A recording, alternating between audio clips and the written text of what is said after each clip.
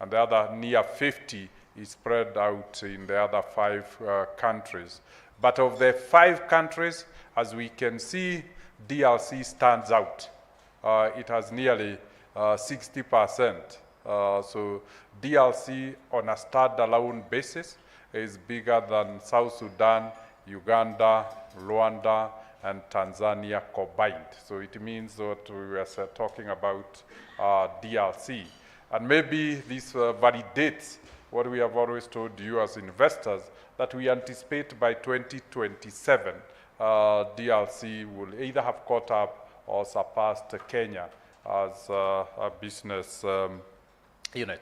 An interesting dimension is the diversification of business from banking to insurance, and we have the first experience of the insurance business. It did very well last year. We all knew how it did. Yesterday, we had the privilege of releasing the results of ILAC on a standalone basis, driven by the desire to communicate to the public that we have been given a general insurance license. And the board was really inspired by ILAC's performance. So this is now the new growth area. This is the new frontier, and that is really where the focus of the group is likely to come from. So hopefully we'll be able to do the registration process and start the general insurance during the year. So returns are improving when you look at individual subsidiaries, and we are seeing subsidiaries growing towards maturity as we move on through the radar. The next is efficiency and optimization and agility. And this is really looking at our balance sheet and saying, what can we do about this balance sheet? How can we make it efficient so that it is internal buffers that we are building from efficiency, from agility? And we're excited that the growth of the balance sheet of equity continues to be customer-driven. It is a liability-driven balance sheet, with customers' deposit growing by 23% and funding almost the entire growth of balance sheet of 21%. It's not the shareholders who are putting money, it's the customers who are expressing faith. To us, this speaks to the brand, the recognition of brand, a top-of-mind brand, the 4th highest rated financial brand on earth. And our effort now is to anchor that top-of-mind brand recognition on quality of our service, quality of experience, products and services, so that we can start to monetize brand, so that we can start to make returns from a name. So essentially, that is where. We all know that during difficult times, equity does better. Equity is a beacon of hope. Equity is a beacon of assurance. So in difficult times, when people want shelter, when people want confidence, there is always flight to safety. And equity is that symbol of safety in the banking industry. So again, we are excited. The second big issue is, what do you do with the 23% growth in deposits? It's turbulent times. How do you invest? And I think that is where, as you can see, the allocation of that growth. We have seen the greatest growth or deployment is in cash during difficult times. And you can see a corresponding growth of 55% in cash holding or cash equivalent. In difficult times, cash is king, and equity is no exception. It is to boost liquidity, is to continue to build the buffers. Equity is building 3 buffers: capital buffers, liquidity buffers, and quality of asset buffers. So again, we can debate and we can see. Now, one would ask, James, why is the loan book growing during turbulent times? The reason why the loan book is growing in uncertain times is because our customers require an umbrella when it is raining. We can't take away the umbrella from our customers when they need it most. This is the time they need to look after their families. This is the time they need to fortify their businesses. And we are returning a good hand to customers who have shown trust and faith in us. A bank simply take from those who have surplus and give to those who have deficits. Most likely, members of the same family, a sister and a brother. How can we take from the brother who have excess and deny the sister who need support at this time? That explains why equity story, ours is not about, is about changing lives. It's about giving dignity. It's about expanding opportunities for our people. And that becomes more necessary, more urgent during difficult times. That's how we have built reliability and dependability, reputation among our customers. So I hope everybody would then question why do we start with you all times. During good times and during bad times, you can count on equity. We will start by you. The third focus was really make it easy, make it convenient for our customers. Digitize the bank, digitize the business, make the business an online business. Convert banking from where you go to what you do on your devices. So essentially, we have chosen the mobile channel, Alex, to be the delivery channel of choice, because that we have customers have exercised freedom.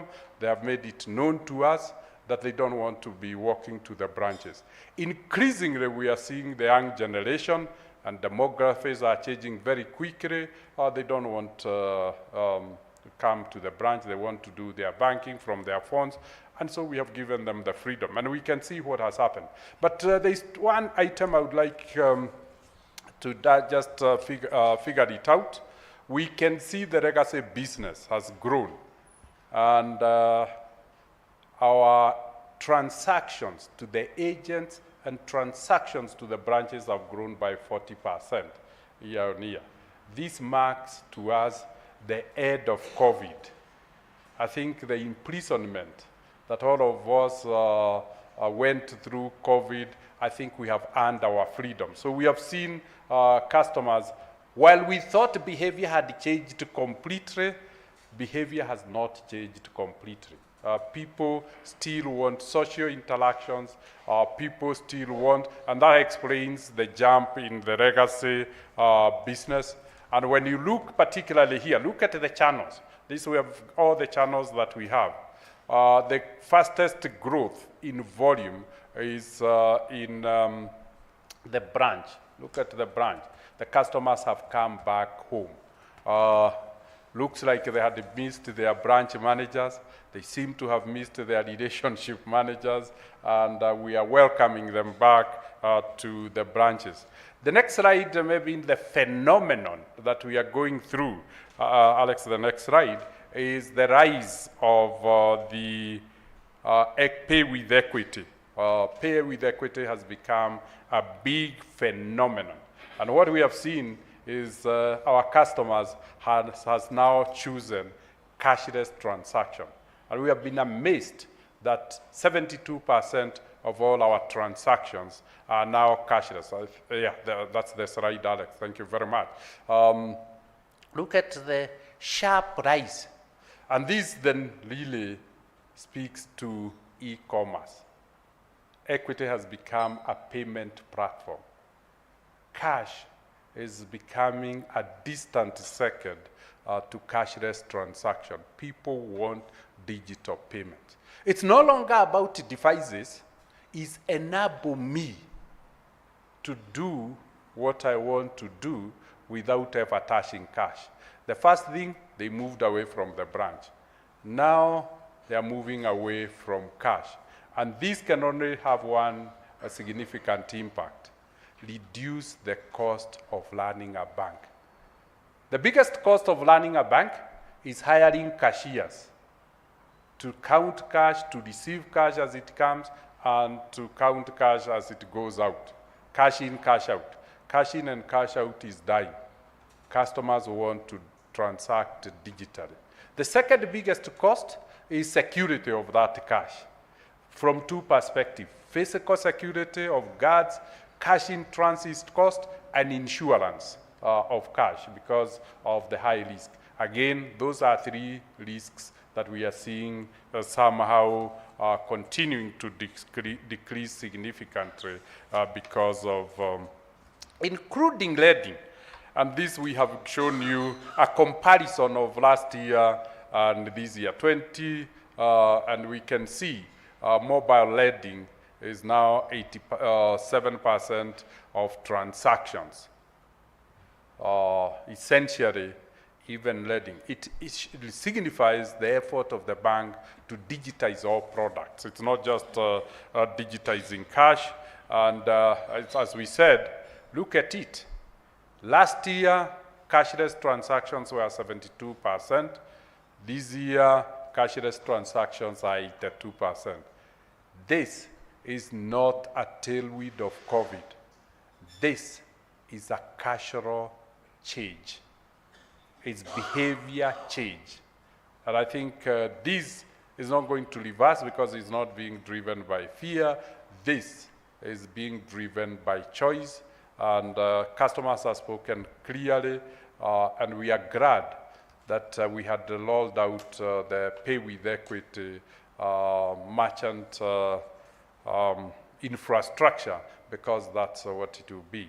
We'll now give every retail outlet a mobile handset or capability to sell and receive payments digitally as opposed.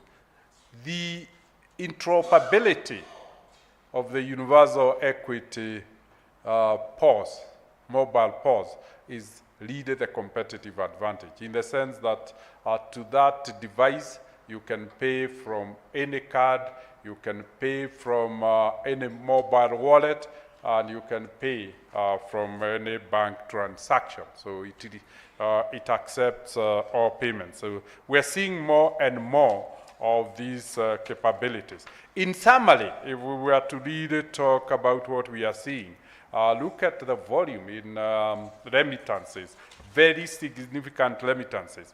In summary, we have seen innovation and digitization of the bank peaking to the next level, with 98% of all transactions happening outside the branch.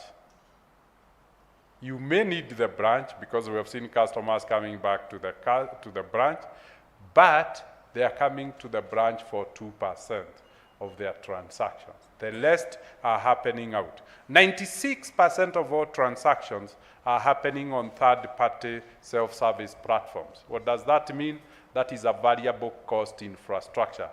The first one, branches, is fixed cost. Third party is variable cost, because we only pay when we use. And to me, this is the greatest shift of equity business model, from fixed cost to variable cost. And that helps, particularly at a time like this, to only pay when you consume a service, both to the bank and to the customers. But more importantly is that the self-service is delivering 70% of the volume, meaning that third-party platform transactions are not small value transactions. They are customers' transactions that it is. What does that mean? It means that customers have developed confidence in technology. They are willing to transact. It's not testing. Now it has become a behavior of using technology or adoption. 87% of all loan applications are being processed through the mobile phone. This is the ultimate freedom. At midnight, you can apply and be granted a loan. You apply, you are granted when you need a loan, not when the branch manager is available, not when the bank is open. It is now, we have compressed two things, distance and time. Those two have been compressed and removed. So what that has done is to deliver unparalleled convenience to the customer. And as we observed, 82% of the transactions are cashless. We are moving away. One time a Dr. Joan, are you in the house? Dr. Joan told me, oh, very good, that the biggest spreader of disease is cash, because it's touched by everybody and we keep on exchanging it. And she said, I wish people would move away, particularly from soiled notes. And this is what we are saying. So are we contributing more to health than in banking?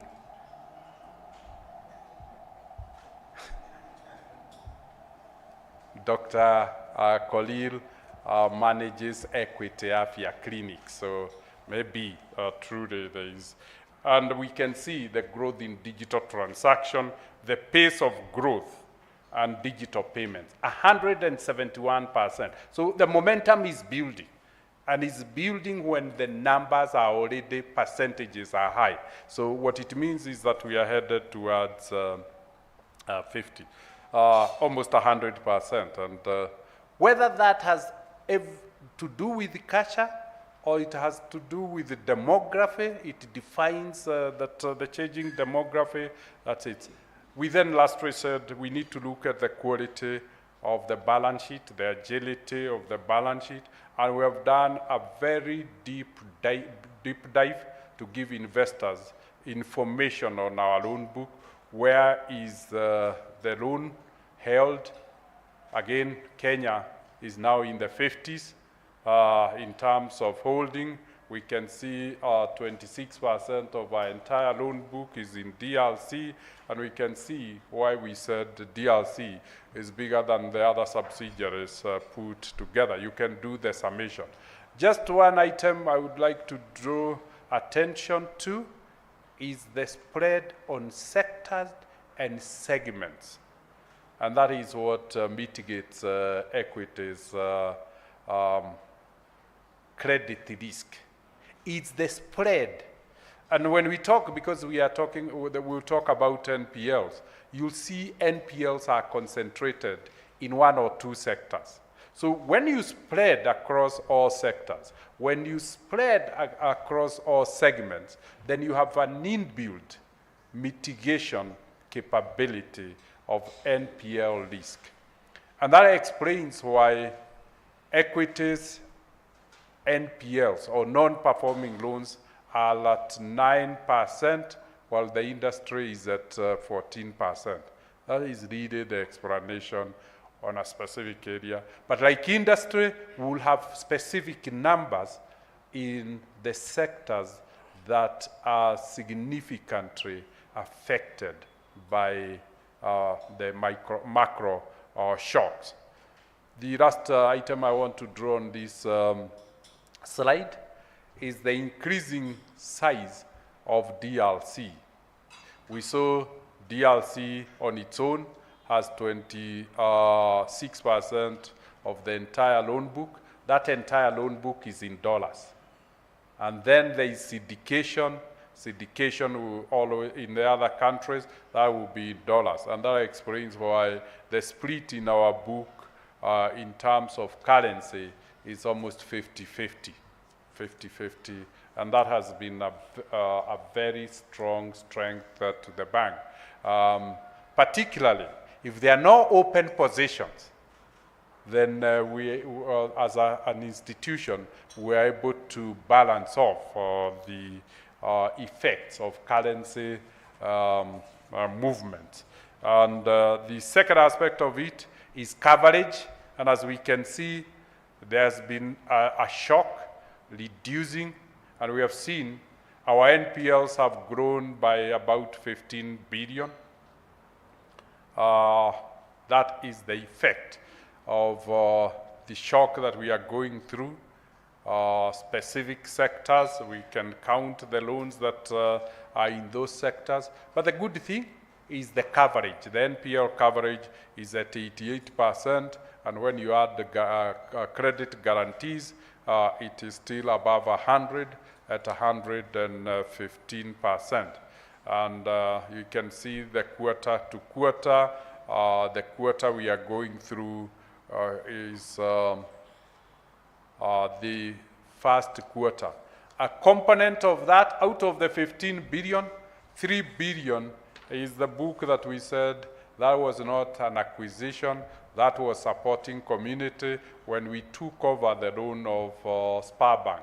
That was 3 billion. We classified the entire 3 billion.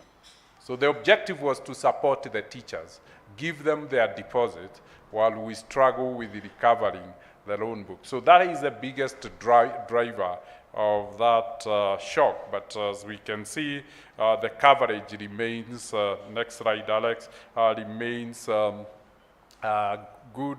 And we can see how the buildup of the provisions and how they are spread within the book. And this has been done for purpose of transparency, so that So essentially, what is the summary in the quality of the balance sheet, in asset quality, the distribution, the risk mitigation, is that being who we are, focused on caution, prudence, and being always risk conscious, the loan loss provision has gone up by 127% to recognize the operating environment and to recognize the sectors that are stressed by that. And we can see that on a year-to-year basis, the deterioration is from 8.65 to 9.1, and we are working very hard to make sure we ride this shock with ease. And as I said, while we compare ourselves to our strategy and how we have executed, we also look at the competitive environment, and we are glad that while our NPLs are at 9, the industry is 14, relatively doing well. Our comfort is in our provision coverage, as we can see, and then the buffer on liquidity, and that can be reflected by the low loan-to-deposit ratio. It's too low, and that is how liquidity is explained. So an inbuilt mechanism of coping with the shock. And then efficiency. It's not how big the balance sheet, it's how efficient the balance sheet is. And we can see, for transparency, we have given the accounts per, and we can see what we shall discuss later on, the very significant growth in our cost-to-asset ratio, but more importantly, the cost-to-income ratio. Lost ground significantly. We had managed to make very huge inroads last year when we removed or moved a cost-income ratio from where traditionally it is 49 to 45. A very huge, significant 400 basis decline in. But we have lost that, and we will explain. Actually, it's explained by the two sides. Where is the problem? The problem is in staff cost. The problem is in other costs. And you can't go wrong when you are spending money on your staff.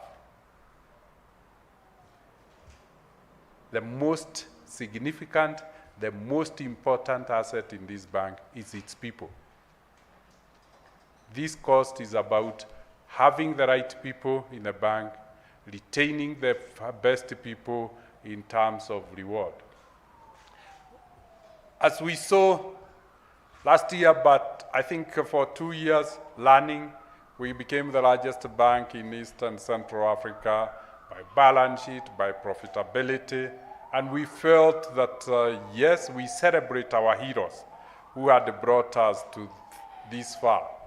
But when we cast our eyes into the future, we realized that the game ball will be different, and we needed to bring better skills, better competences. As we have seen, the business itself has transformed. The skills that we required now are diversified. We need more skills. So that has seen us significantly improve our skills. And maybe I will invite colleagues who joined us in the last 1 year, if they could be upstanding, just to see. I'm not saying that you are the cause of that entire cost, but to say the resources we have brought. I invite you. You can see the strength. Actually, looks like the entire leadership team is new.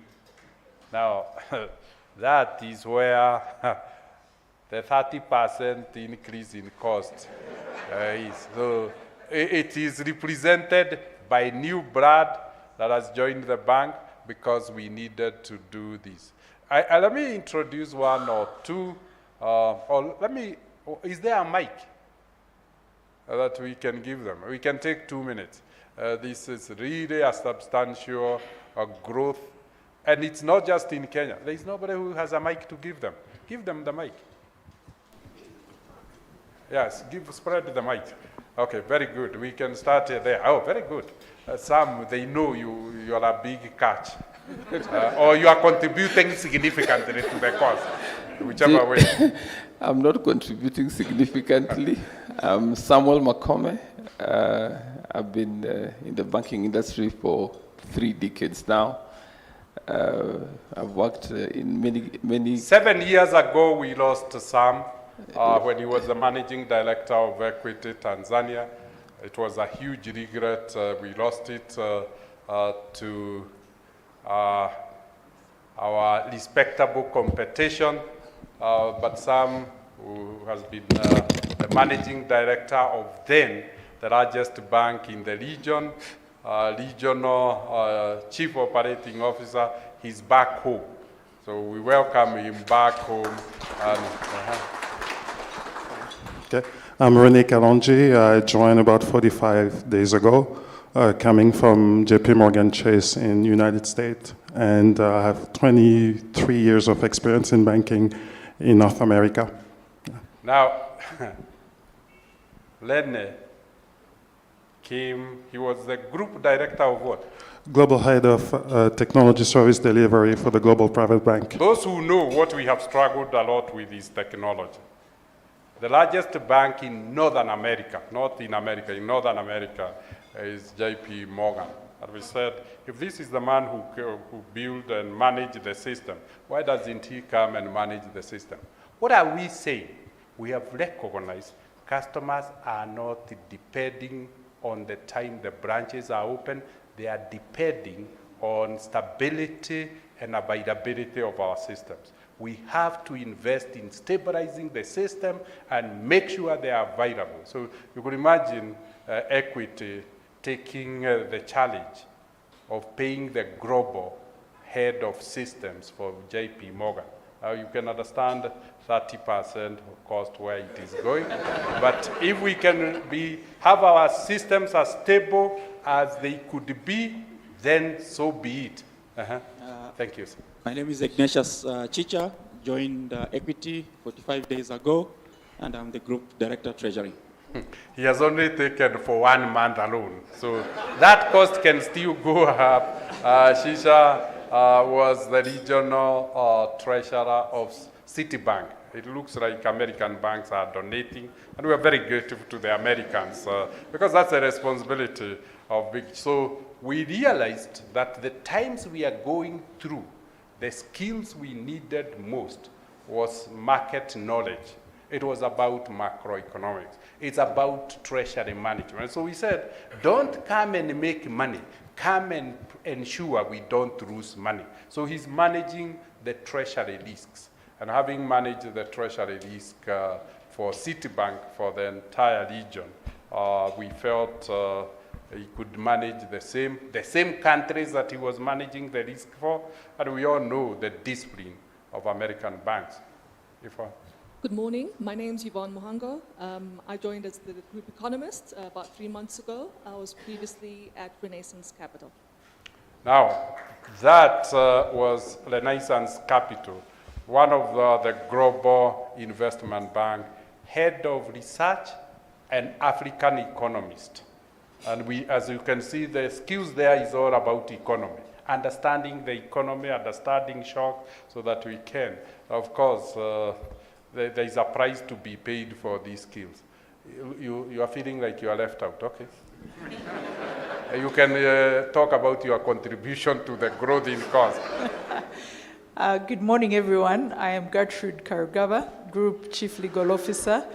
Before Equity, I came to Equity 4.5 months ago from Uganda, where I was a legal executive partner in DLA Pipe Africa, Uganda. DLA Pipe is a Swiss legal firm, and she was head of commercial, the partner in charge of commercial in Uganda, and I guess in the region. And we felt that the phase we are in, given our size, our executive director, Mary, needed to be reinforced, and we were lucky to have a Cambridge-trained commercial lawyer. You can see the price of Cambridge is reflected here. Good morning, my name is Sylvie Lukifu. I joined Equity beginning of April, and I'm head of human resource. I have 20 years experience in human resource in several areas. Thank you. Yeah, and as you can hear, she's struggling a little bit with accent because she's French. You can greet us in French. Yes. Je disais, je m'appelle Sylvie Lukifu. Aha. Voilà. Now you can see. And broadly, she's come up because, as we saw, our second largest subsidiary is DRC. And we said what we really needed is to manage people in DRC well, hire the right people, because it looks like the growth frontier. So she joined us to bring the experience and knowledge, and we can all see she's really tested and proven, so that we also have the right skills in DRC. Very good. Good morning, all. My name is Pierre Rizan. I'm the finance director for DRC. I joined the bank 1.5 years ago. I have mostly a background in oil and gas and energy, so I'm a bit new in the industry, work in DRC. And we got you from, was it Latin America? Which country? I worked in Latin America before, but I was coming from Cameroon. So again, you can see the search, how far it is going. It's not stopping in America, it's going to Latin America. Just get the right people, because if we are making money in DRC, we better look after that money. So the finance director position, the HR position, and we can go on and on. I don't want to deny you a chance. Yeah, please. Thank you. Good morning again. Jackson Konyango, Group Director, Corporate Banking. 23 years in banking in total, 21 of which was in corporate banking across international banks and regional banks. Jackson, because of our significant growth in balance sheet, is really significantly big. We now need corporate directors. I believe he came from Standard Chartered. Yes. To bring in the capability, the experience, so that, as we can see, that NPL we are talking about, I believe it's less than 10 loans. So it's big number. If a big number go wrong, then you have a problem. So you better get the person who have the skills to minimize possibility of a number going wrong. So that's why we needed that, yes? Okay, Olusegun Amaniwa, I joined the bank. Repeat again, you were too fast. Nobody got your name. Okay, Olusegun Amaniwa. Now you can guess from where. I joined the bank 3 months ago to look after distribution of investment products. After spending 15 years at Standard Chartered doing the same across Africa and parts of Asia as well. East and Central Africa is the fastest growing region in the world. As people create wealth, because growth means growth in wealth, they need to invest that wealth. So we needed a global investor to come and help our customers to grow. And I'm sure you know Nigerians do very well in global investment. So Gun came to help us manage that. Very good. Okay, so you use the mic, oh, sorry. My name is Dr. Francis Ayuka. I joined the bank, the Equity Group Foundation, about 8 months ago as the team lead or general manager for monitoring, evaluation, research, and learning. I've been a monitoring and evaluation practitioner for the last 25 years. Thank you very much. Yeah, Dr. Ayuka came to help us to tell our story. We've been very good in doing the Wings to Fly, the Equity Leadership program, the Equity Affairs, Energy, Health, Solar Panels, but we never speak. So we asked Dr. Ayuka, why don't you come record this story so that we can share the story with others? So thank you, Dr. Thank you, sir. I'm Diana Kwarisima. I'm the head of HR Rwanda. Been in HR in the banking industry for 18 years. Very good. Again, it's all about people. I said the importance, the significance of people as an asset. Equity will never be better than its people. The skills and the competence of the people, that is what creates an organization. So you can see a lot of HR directors. Good morning, all. My name is Anne Morethi, Director, Head of Compliance, Equity Bank Kenya. I have more than 15 years experience in the compliance and regulatory space. As you can see, there is a lot of risk management. You know, once you have something, there is so much pain in losing it. We saw last year, we made a profit of nearly 50 billion shillings. The biggest issue is continue generating, but please protect the 50 billion. So there is a lot of risk investment in risk and compliance to ensure that, to guarantee the shareholders that their investment, their wealth is heavily protected. So the skills we have brought in, and that is the department that is headed by some, maybe some will raise their heads. Some heads all those departments, risk, enterprise risk, compliance, control, so that the environment is solid. So that broadly is where we are. So what have we seen? We have seen a huge growth in that area, and we are confident we can. Just a mention here, yes, and this is very important to take note of this, right? Look at yield on interest earning income asset. It has remained flat at 10, but net interest margin has come down from 7.2 to 6.8. What has happened? Our funding, the cost of funding has grown faster than the growth in earnings. And that is expected. That's what happened when interest rates went up significantly in US.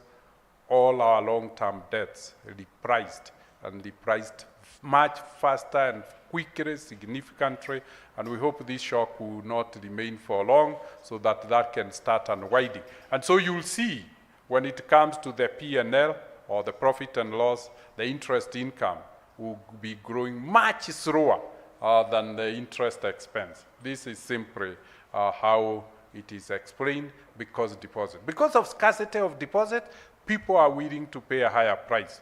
Banks compete with the governments for funding. The government, as we saw, have increased the last 3 treasury bills. They were at 14%, 14 plus. So if you don't give customers that rate, they invest in government. So we're matching, but you can't be able to pass all that cost to borrowers, because if you try to do that, you increase default. So it's a delicate balance, and so we manage a lower margin. And that then really talks of how costs have gone up by 46%, and they are primarily driven by two things.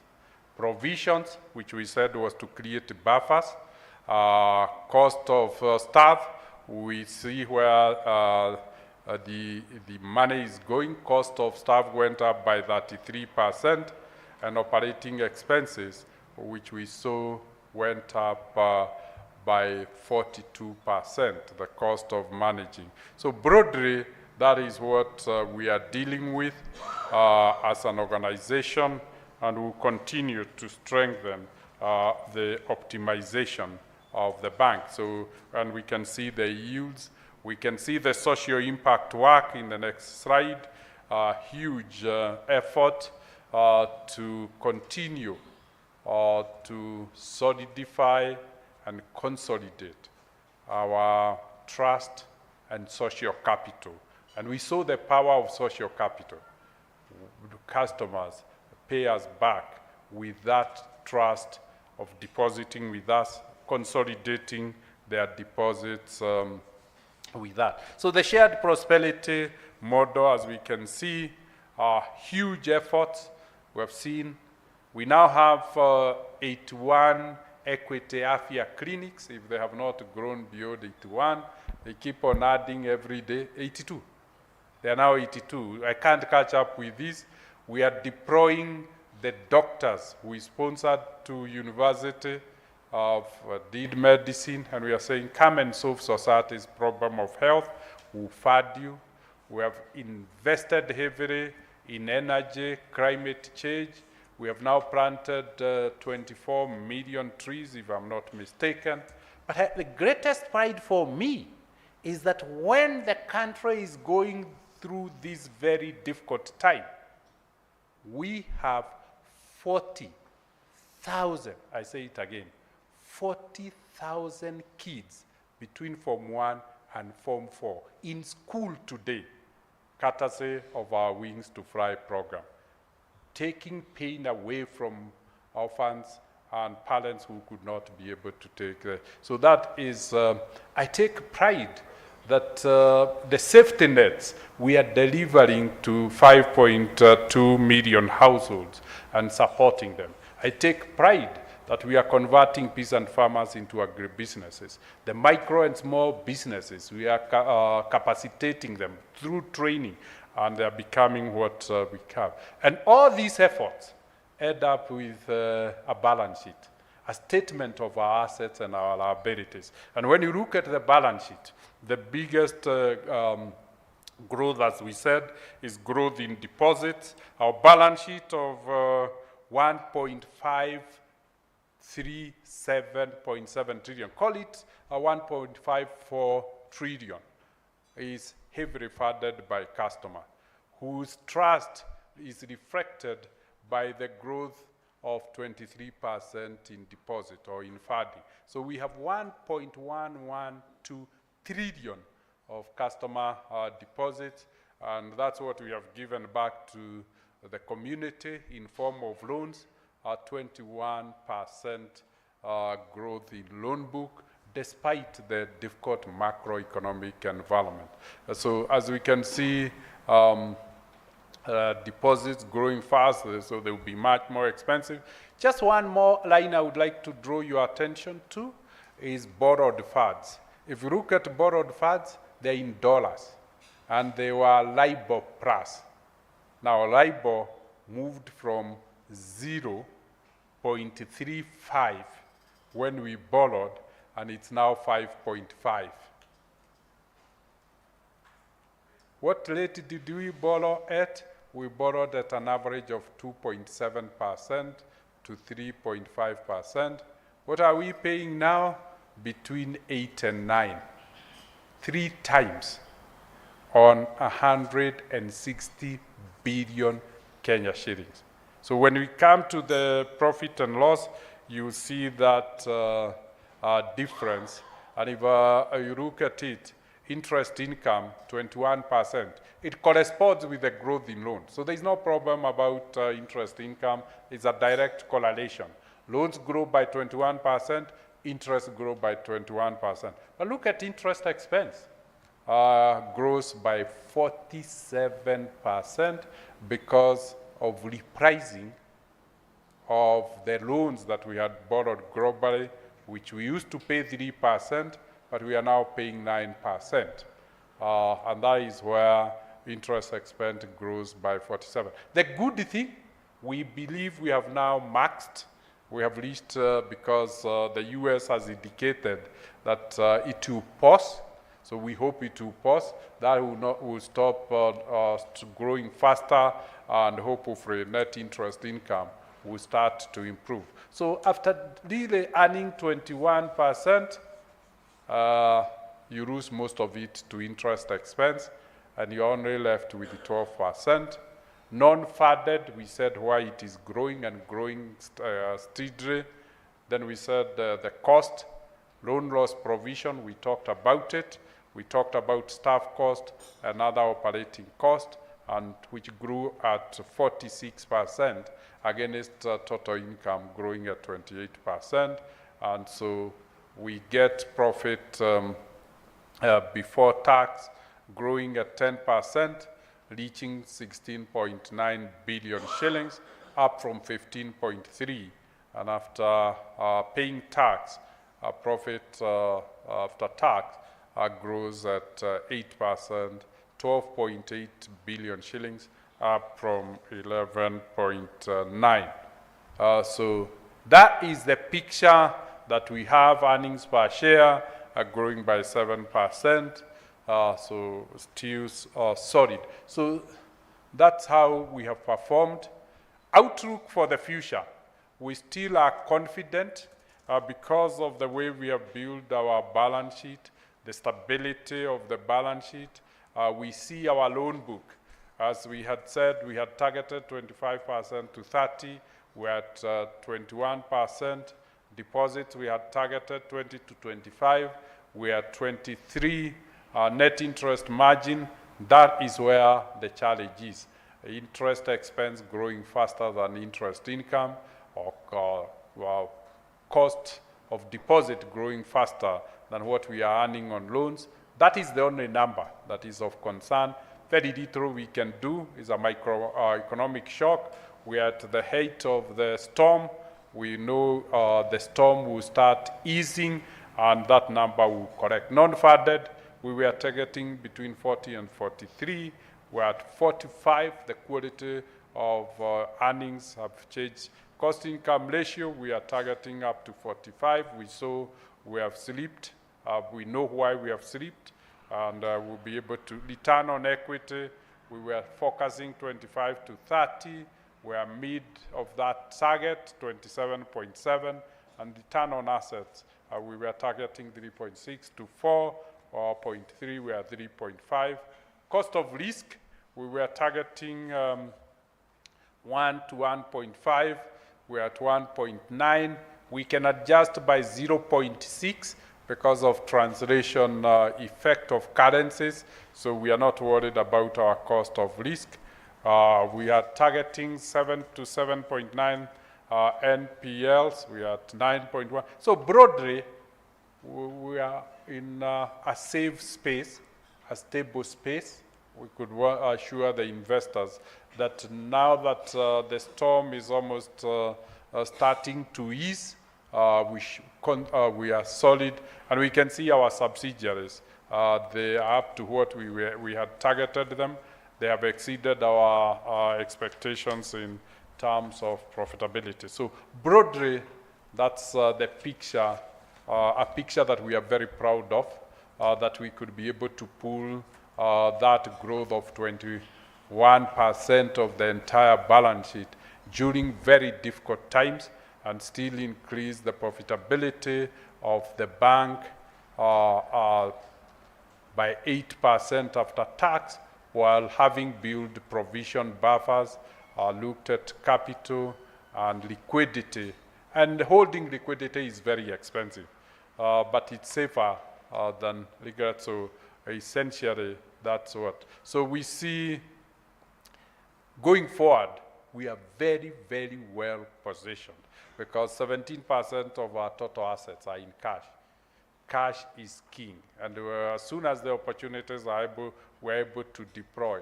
43% of our assets are cash and near cash.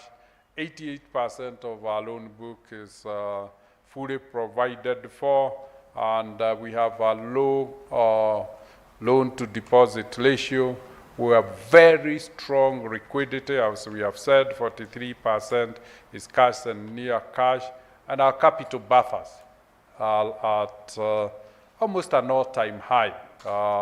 The 19.8 compares with the legal requirement of 14. So we have a buffer of nearly 600 basis points above. So we have the capability, the momentum, and that positions us very well, and we will not miss an opportunity. We are not in any way constrained to do what we have to do. So we'll continue to support our customers.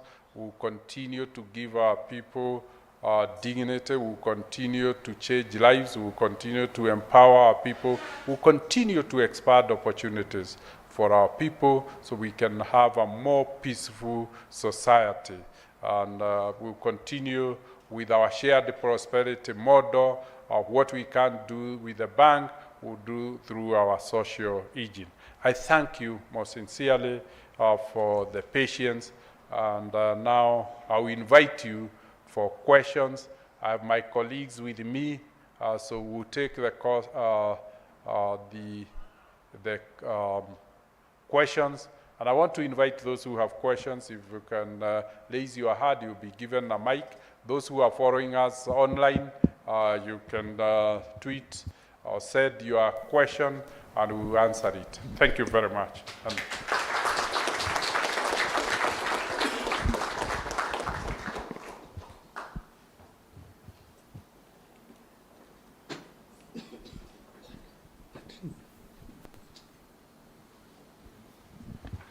So looks like there is no hand up. I can't see any question.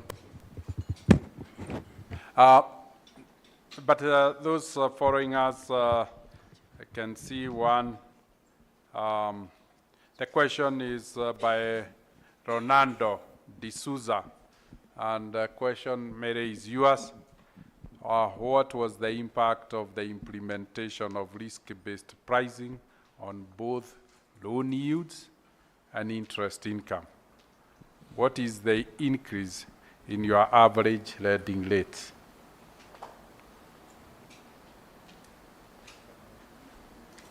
Thank you, Ronaldo, for that. So effective January 1st, we did reprice the loan book. The rates vary based on segment. So if you are in the retail sector, we are pricing up to 18%, and that is consumer unsecured sector.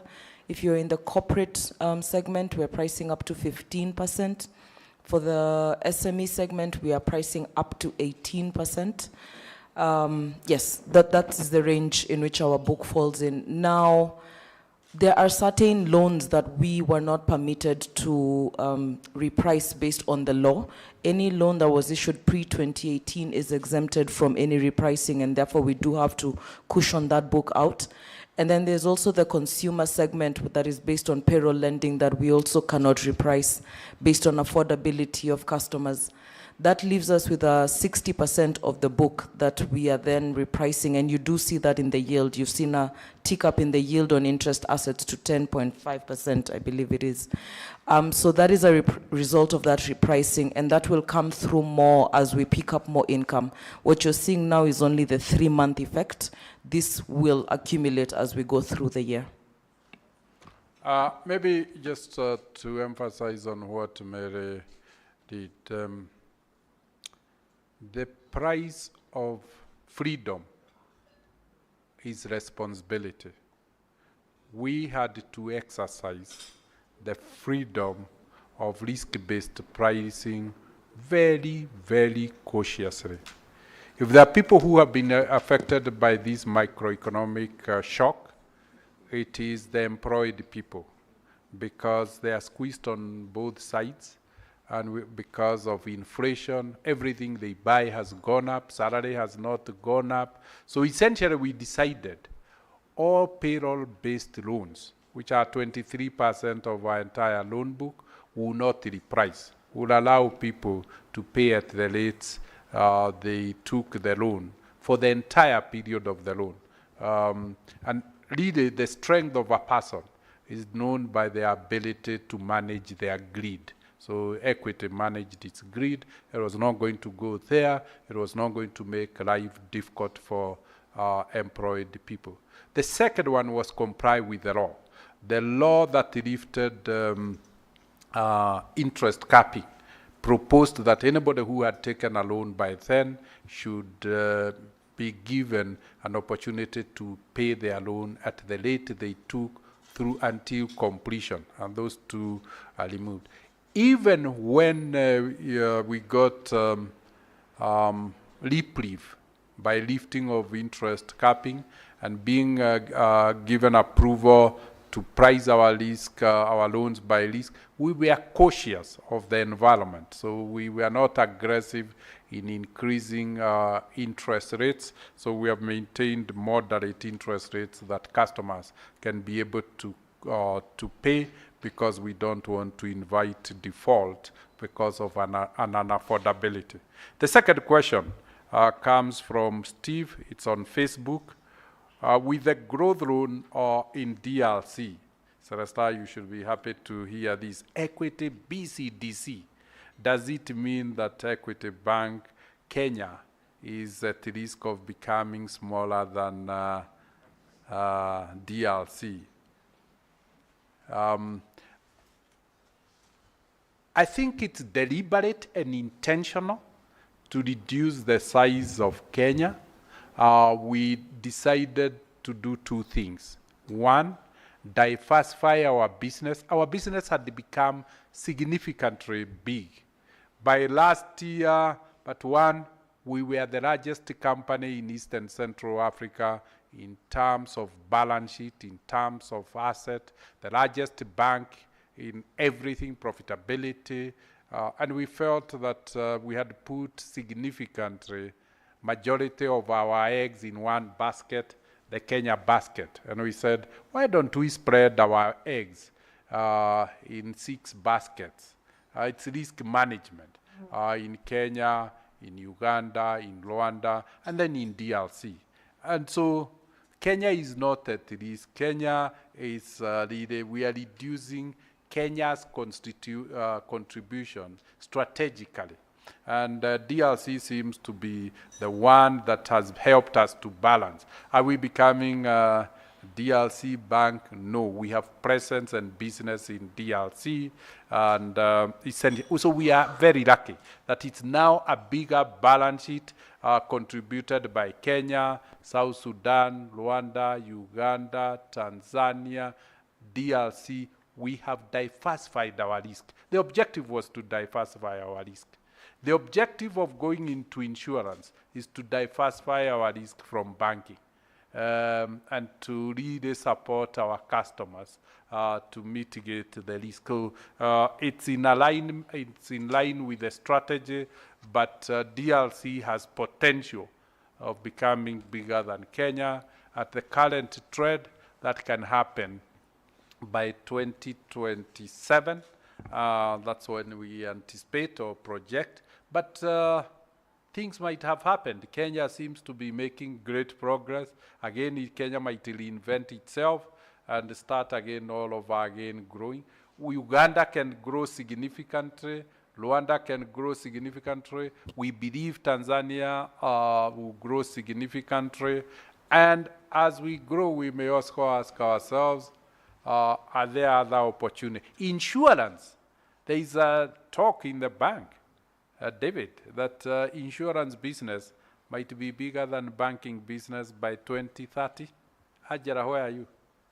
Is that rumor or there is a possibility? Give Ajara the mic. Looking at, we saw her results for the first year. She just operated 2 months.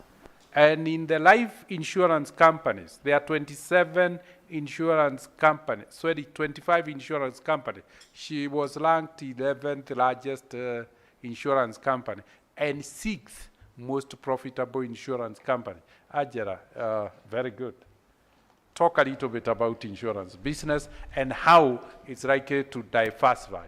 Then if you combine Kenya insurance and banking, chances it will still be bigger than DRC if you look at the country contribution. So it's not, one needs to look at it in a very holistic way to appreciate that perspective.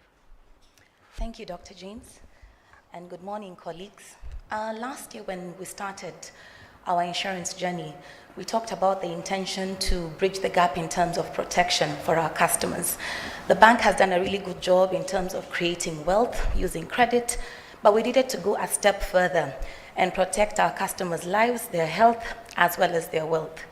What we've seen in the insurance sector, as you well know... Allow me, if you hear the words Ajara has used, protect life, protect health, and protect wealth. It's the same like the bank saying, give dignity, save lives, and expand opportunities for wealth creation. It's not different. We're just asking ourselves, have we used all the tools to support our people? And we realized if we added the insurance tools, we can complete, create and protect. Create and protect. Ajara, continue. Yes. So currently, as you may know, in the areas that Equity Group operates, the penetration for insurance is between 0.4%, which is the lowest in DRC, and close to 3% in Kenya, which has the largest level of penetration. But penetration really is a reflection of the opportunity that exists, not only to add value to the group in terms of diversifying the book, but also opportunity to extend well-designed products for our consumers through digital rails, and to ensure that we can really change the conversation around insurance from being supply-driven to being demand-driven. So our customers are really at the center of this conversation, and as you have seen in our first 9 months, we've been able to demonstrate that when you design insurance solutions around your customers' needs and you ensure that you deliver them in a way that adds value, then we believe we've identified the secret sauce. So just to confirm, as James said, from our estimations, we do believe that by 2030, the Equity Insurance Group will be larger than the Equity Banking Group, and we do believe that in the areas we operate, we will have doubled insurance penetration.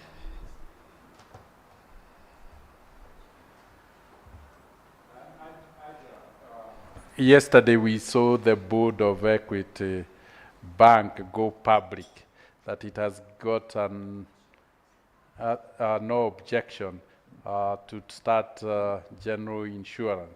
I think you have an opportunity maybe to tell the shareholders why that move. Thank you, James. So when we started our insurance journey, we started with the life insurance side.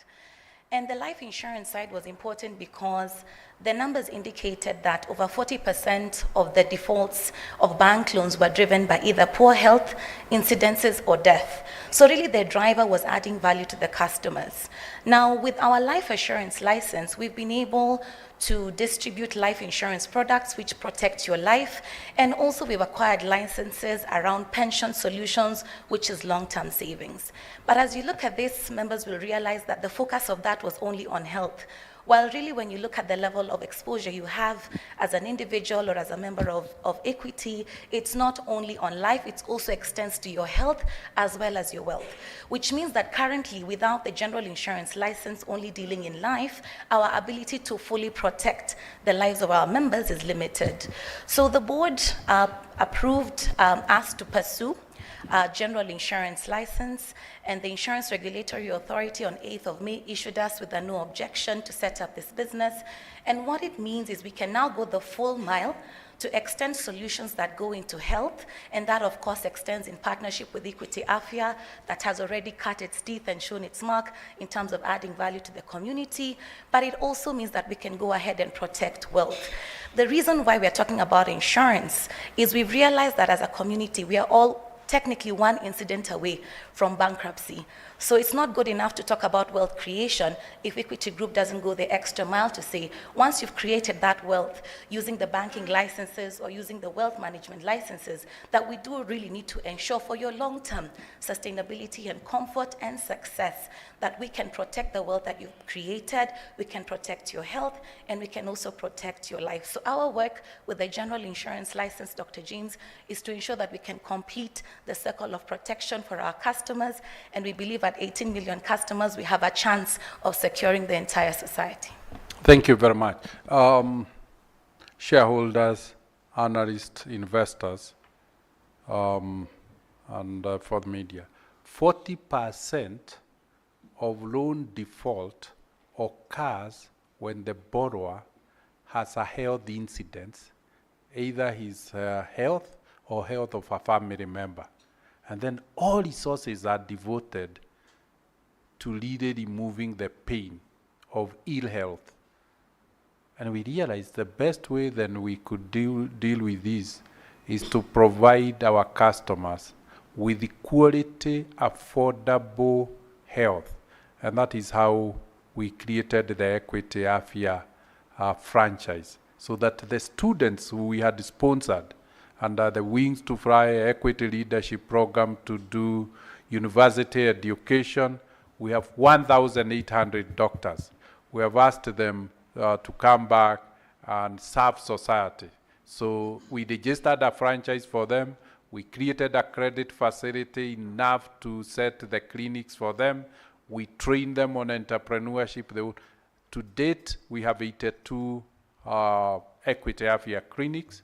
Last year, when there were an average of 34, they treated 1.5 million patients. This year, we anticipate that we'll be able to see patient visits in excess of 3 million. Now, once we did the health, we realized, although we had reduced the cost of accessing health by capping consultancy to a maximum of 500 shillings, ensuring our Equity Afya centers have pharmacy provisions and commodities, and ensuring that on every visit, the cost should not exceed 2,500. We still realize 2,500 might be too heavy for most people in Kenya. If you have two members of the family who get sick, that will be almost 5,000. So we decided to form insurance company. We share the risk of health as a society. You pay something little, so to insurance, you get covered, so you don't have to pay. You just go to Equity Afya using Equity Health Insurance product. So broadly, that's how it has been integrated. It's an integrated society addressing all the challenges of society. Thank you very much, MD Insurance. The second question come through Brother Gun on YouTube. Delma, are you in? Chief Risk, please, the question is yours. Comment on the group cyber risk. Customers are very excited. We said we are going digital, we are going online. They're asking comment on our readiness, our competence to manage cyber risk. Maybe I will give you a chance to introduce yourself, tell our investors your experience, your exposure in this area, who you are, how you are ranked globally, and then talk about the bank. Sure, I'll try and summarize that. My name is... 5 minutes, it's okay. You don't need to summarize. Okay, good morning, everybody. My name is Thelma Kanaka. I'm from South Africa. I've been in the cybersecurity industry for 20 years. I've been a service provider. I've been in the governance, in the audit. I've been also a chief security officer for a number of organizations in South Africa, which operate across Africa and the Middle East. So I can say that I've earned my stripes in the industry. I have been ranked among the top 100 CISOs in the world 2 years in a row since 2020. And I've also been ranked in Africa as far as last year, as well as the top CISO and the best CISO respectively. So, and I think it's the efforts that I've provided in the industry in terms of also the contribution to the cybersecurity. And I think for equity specifically, I've been with equity for the last 1.5 years.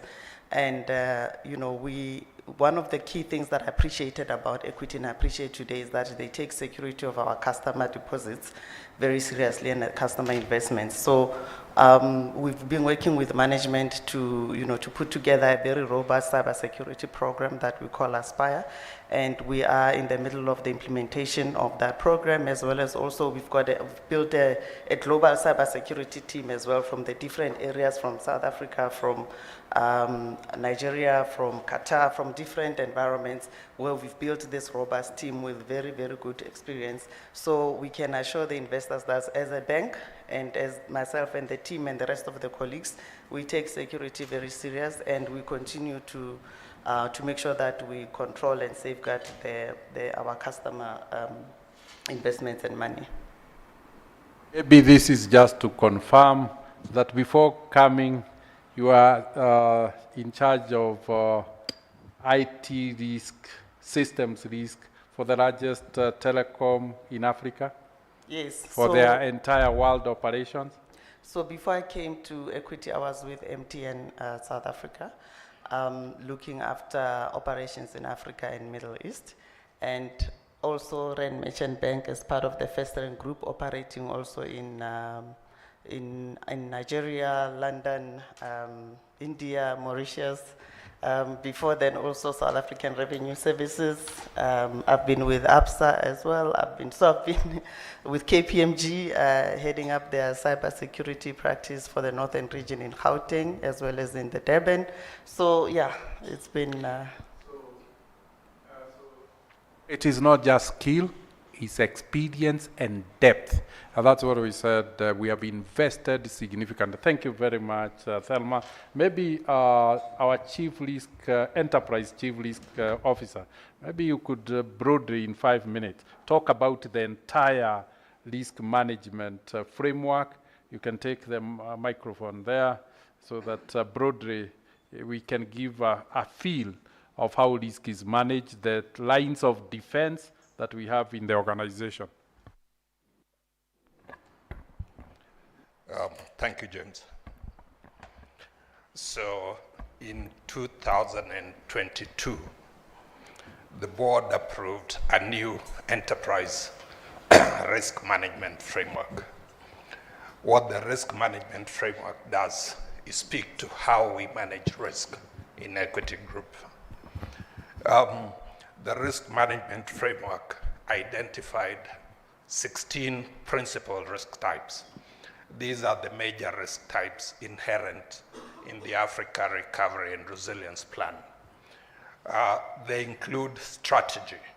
So the group CEO has spoken to the environment that we are operating under.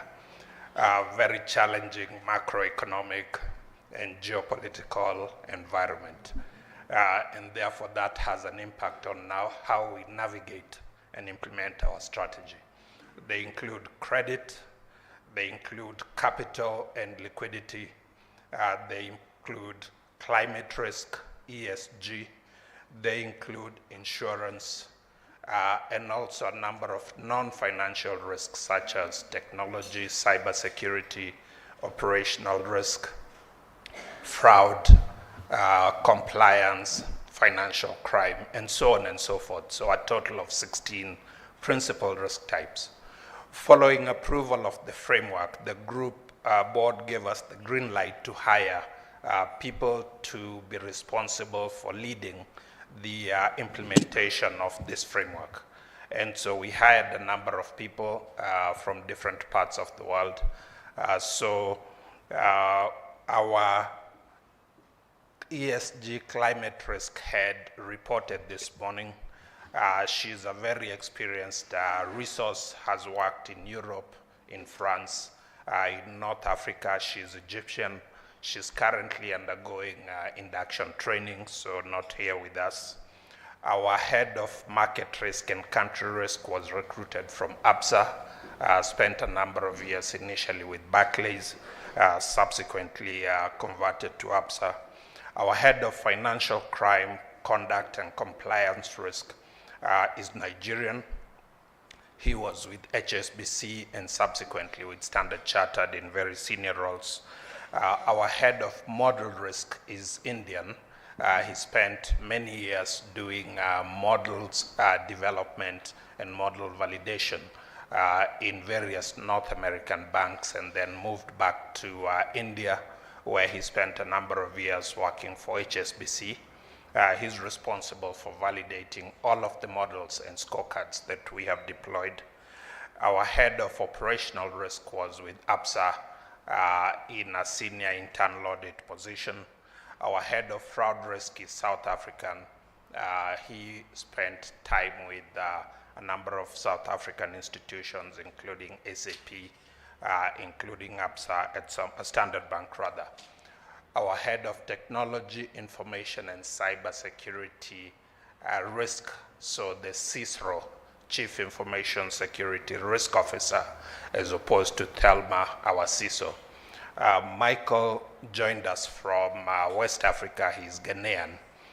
He spent several years at Standard Chartered before joining Equity. So again, this goes to the people strengthening human capacity that the CEO spoke to earlier. Each of these individuals has documented a framework for managing risk in their specific areas. The framework speaks to how we will deploy people, processes, and systems, and risk appetite and governance, and all of those things to manage risk in these areas. So much as the business is going through a period of turbulence and great growth in line with the strategy, we are putting in place the risk infrastructure. Again, people, processes, systems, and risk appetite and the required governance to ensure that risk is taken in line with our appetite, and we're able to help the business navigate through the challenging times. I joined in 2021 from Standard Chartered in South Africa. I was responsible for Angola, Botswana, Mauritius, Zambia, and Zimbabwe as Chief Risk Officer for that region.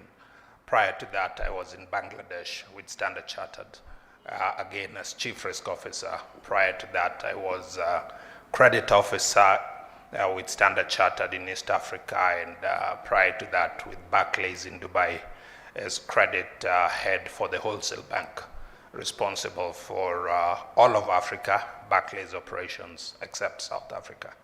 Thank you, James. So shareholders, investors, analysts, you can see how we take risk seriously, very, very seriously. Particularly now that we have chosen to use technology, risk has become very, very pertinent. So we have three kinds of risk. The first line of defense, those are the DOMAs, those who are down. Then the second line of defense, guaranteeing that it's done.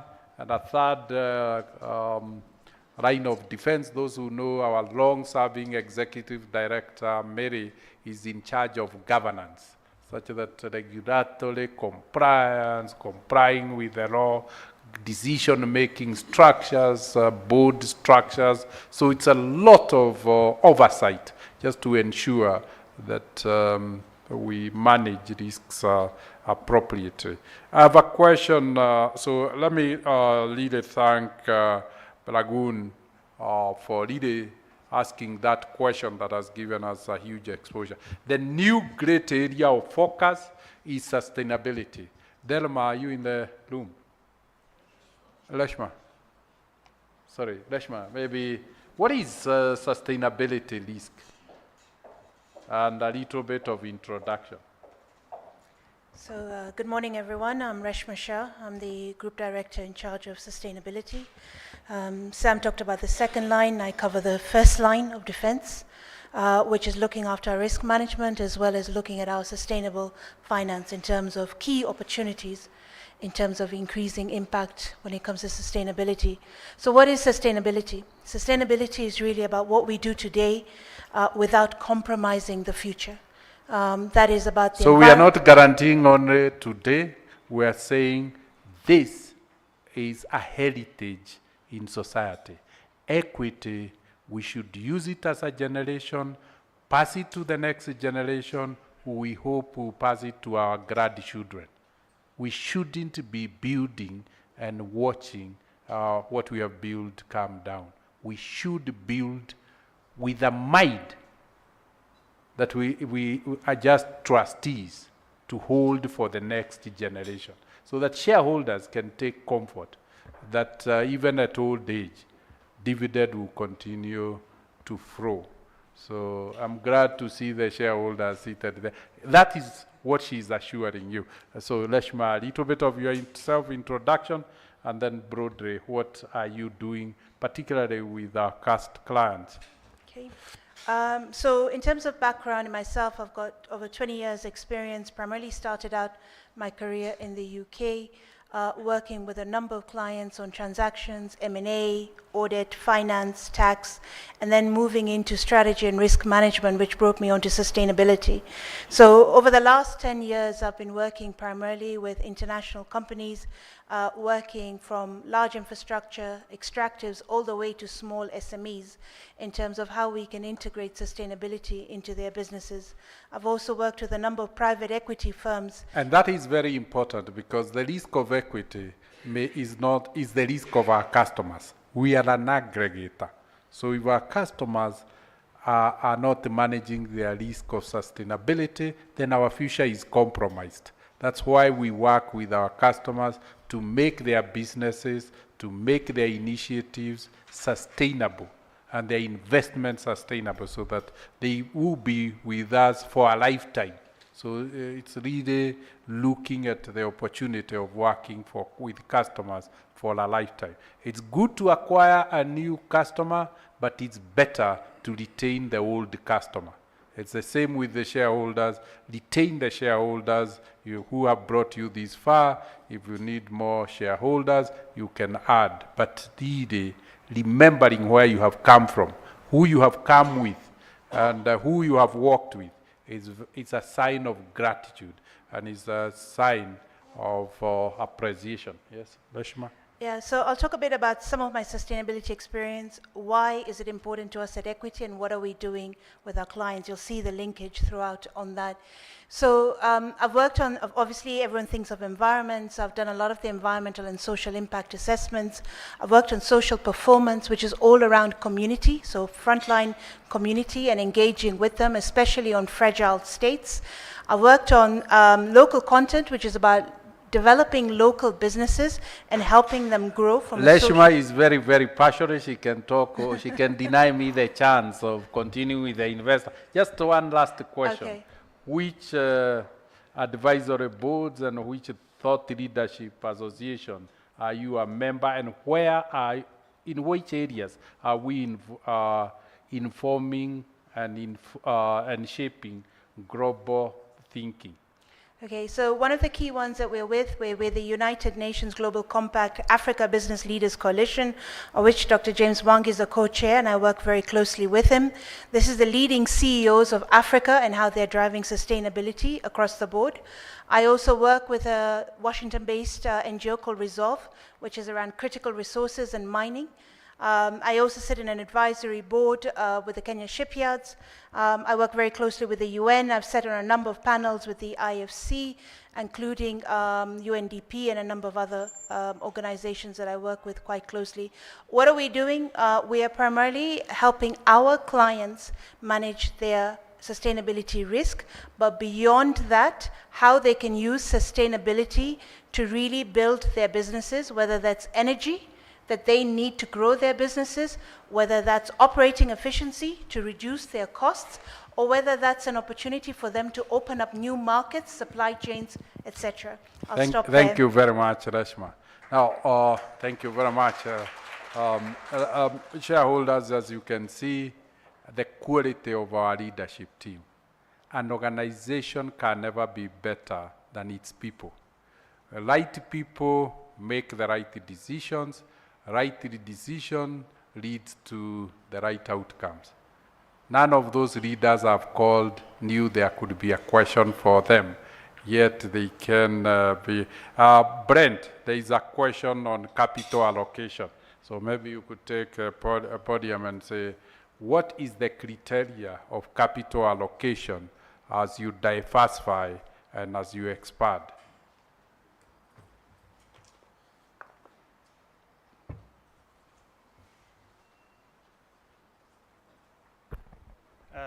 Thank you, James, and good morning, all. So the capital allocation is really around the long-term thinking that the group has and how it uses its resources, and especially around capital. So maybe I just want to highlight just some long-term decisioning that we've made over the past. A lot of it has to do with allocation across geographies in our banking business, more recently allocation into new lines of business, specifically around insurance. And there's also increasingly an allocation towards our technology initiatives. The outcomes can be seen of these decisions in the performance of the returns and the growth that we generate from the capital that we've allocated across these geographies and these business units. And I'll just point to the fact that we are now generating above cost of capital for all our banking assets, with the exception of Tanzania. We've had some challenges in Tanzania in the past. We've started to right that business. Isabella has done a good job in turning it around with support of the group. We are now generating around 17% ROEs. But importantly, we are meeting our hurdle of cost of capital. This is essentially the hurdle that we need to generate so that you as shareholders, on an economic basis, is at least generating surplus above the economic cost of these resources that you've given us. It's also important to highlight that if I segment the allocation of capital between banking assets and insurance assets, we are generating an ROE on banking assets of 28%. On the insurance assets, albeit it's only around 9 months of operations, we are generating in excess of 60%. I think the point of this is we are operating in one of the highest growth regions in the world, in East and Central Africa. There are structural reasons why this region will remain one of the highest, including Kenya. But beyond the growth, we are converting that growth into high returns, albeit over time, but importantly, we are shortening that period of time in which we can generate these high returns. Now, why is it important for us to generate high returns? It's important so that ultimately you as shareholders will get your dividends and the share appreciation that you get over time. So I've talked about growth, I've talked about returns, but the other aspect, and James alluded to it earlier in his presentation, is the quality of that growth and the quality of those returns. And it speaks to the non-funded income that we keep on talking about. And this non-funded income, as James highlighted, is really on the basis that this transactional business that we are growing, this payments business, this FX business, and you can call it this movement of money business, is really driving a stability in our P&L, in our profit that we report. It's important because in environments like this, where you have severe movements in external factors, we can control to some extent the visibility and stability we report in our earnings. So there is indeed a strong focus in what we do in terms of the quality of the earnings.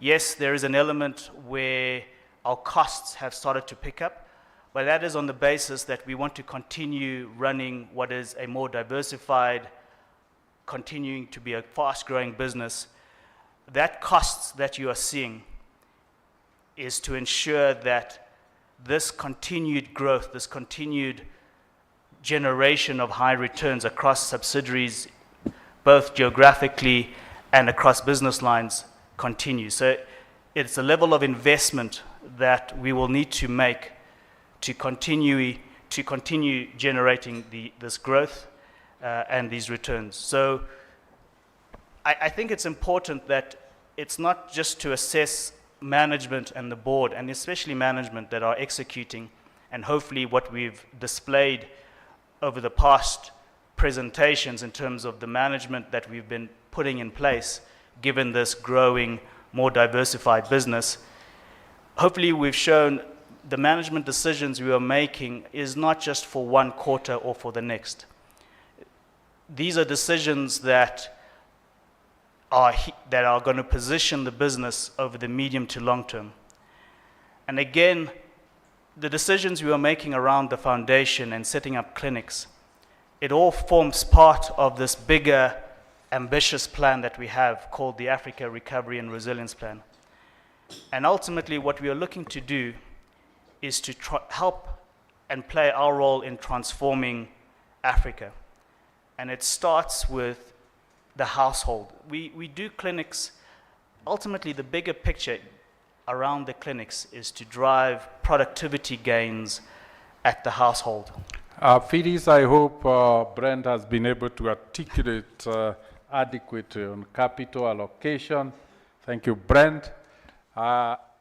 Looks like Yvonne, there is a question for you from to Gisele Jean Damascene, and kindly could we have an update on global economic trends from the group chief economist?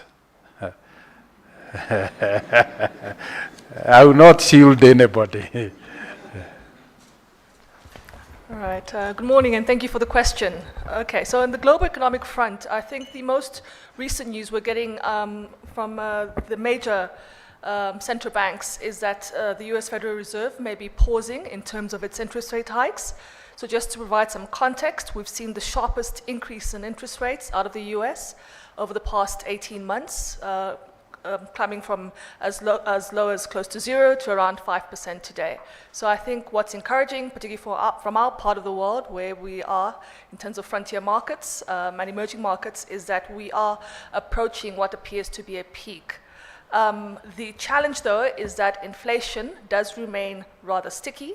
Although there are signs in the US that inflation is beginning to moderate, it looks as though inflation will remain relatively high, at least over the next 12 months. So that implies that even though we may see interest rates start to ease in the US and other Western markets from the beginning of 2024, that slowdown is likely to be gradual because inflation is likely to be with us for a while. Thank you. Any prediction on the impact on African continent of the global scene? Okay, so in terms of what it does mean for us in terms of monetary policy, because as you've seen, our central banks have also been increasing interest rates in line with what's been going on globally. It does suggest that we may start to also reach a peak in terms of interest rate hikes in our part of the world for at least most of the African economies. Of course, there are particular instances or in some particular countries where inflation may be more of a problem, where you may still see some upside risk to interest rates. I should also mention that in countries where currencies are considered to be relatively vulnerable, we're likely to see monetary policy remain firm, and in those particular countries, we're likely to see upside risk to interest rates. Thank you very much, Yvonne. The last but one question comes from Justin Mwangi. It's on YouTube. I think it's for Emmanuel. Emmanuel, are you in the room? Maybe you can take the floor. The question is, why write off entire Spar Bank loan book? Why write off entire Spar Bank loan book? Did I misread that we wrote off? But if we wrote off, why? Thank you very much. And you can introduce yourself because I didn't introduce you. Okay, I'm Emmanuel Magde. I'm a Ghanaian with about 30 years experience in banking. I've really worked across countries. I worked in United Kingdom, in Ghana, in Thailand, also in United Arab Emirates. So I have a background in both Islamic banking and conventional banking. I hope within the next few years to come, we'll be able to introduce Islamic banking as well, because we are always looking at new areas, just like we did to insurance. I joined the bank just about 2.5 years ago as the Group Chief Credit Officer, and I'm enjoying it up till today, having worked with Barclays Bank, Standard Chartered Bank, and Al-Rajhi Bank, the largest Islamic bank in the world. That is just about me. Now back to the question why we should take a spy bank, distressed accounts. I think as part of the financial system and being a systemically important bank, any collapse of any financial institution will really impact the entire system. So our main purpose of taking that is to save the system, to ensure clients, teachers whose savings were at risk could be salvaged. And we did that as part of our social responsibility to ensure the financial system is safe for everyone. We all experience the collapse of the financial system, and the implications for that is something that we would not like to experience again. And we have the responsibility as one of the systemic banks to ensure that never recur. Thank you. The question further asked, why write off? Yes, you got the 3 billion. Why did you write it off in your books? Currently, we haven't really written off that much. We're still pursuing the 3 billion that we have taken over. What we did was to provide for the entire loan book, not the write-off. Thank you very much, Emmanuel. The second question, it comes to you, Clement. Is Christine Brown in the room? Christine, take the mic with Emmanuel. With Clement. Both of you, you were nodding your head. Yours has come. Christine and Clement, is the 3 billion likely to be collected in year 2023? And what percentage? I like this. Shareholders are now supervising my team directly. Commitments. And you can introduce yourself. Okay. Thank you very much, James, and good morning, everyone. My name is Christine Brown. I have been with the bank for about 9 years. I'm a lawyer by training. I have worked with development banks, East African Development Bank, and before that with the World Bank. Thank you. Clement, introduce yourself. Thank you. My name is Clement Dudu. I've been with the bank for the past almost 3 years. Joined from EcoBank after 24 years working with that bank. I like it. I've been doing some great job here with Christine and with the team here. This is the team we call special. Continue. We are Group Special Asset Management. So they manage special assets, and the loans that are distressed are in the category, we manage them in a category of special assets. So the entire loan book of 3 billion, we gave it to this. We didn't want that to interfere with the operations of the bank. That is why it was ring-fenced and put in their hands and to manage this as a special asset. The question is, how much will you collect in 2023?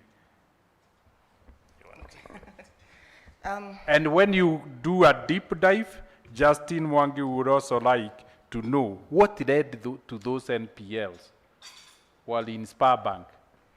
Okay. What are the lessons you have learned, Burudi?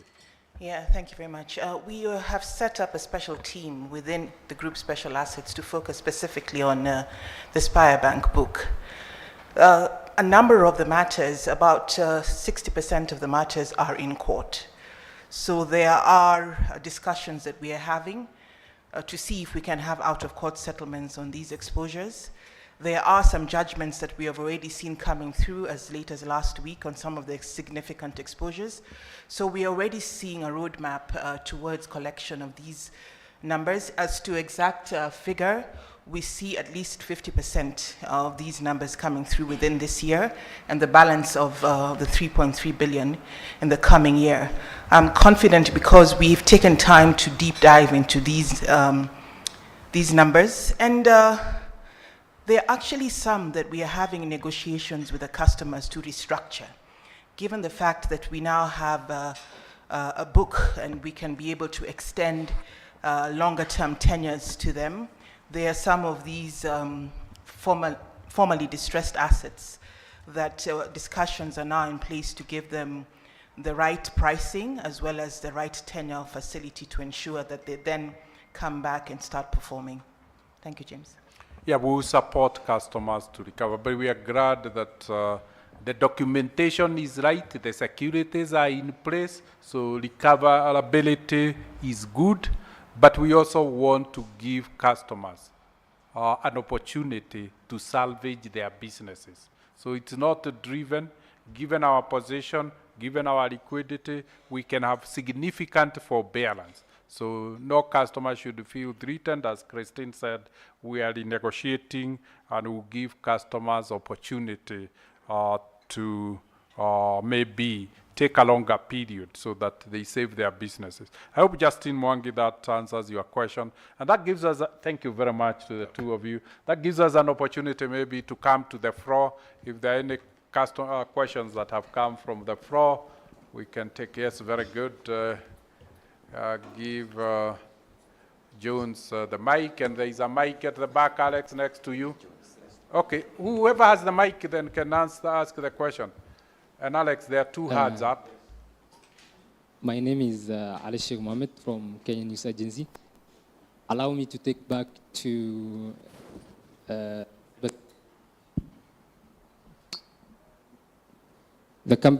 lot of people are complaining about in social media, in other, maybe if you see, there are people complaining about the cybersecurity risk. Their account have been withdrawn, their transaction made on the account, but when they reach out to the company, or maybe an agent of the company, they were instructed maybe that they were involved in the transaction.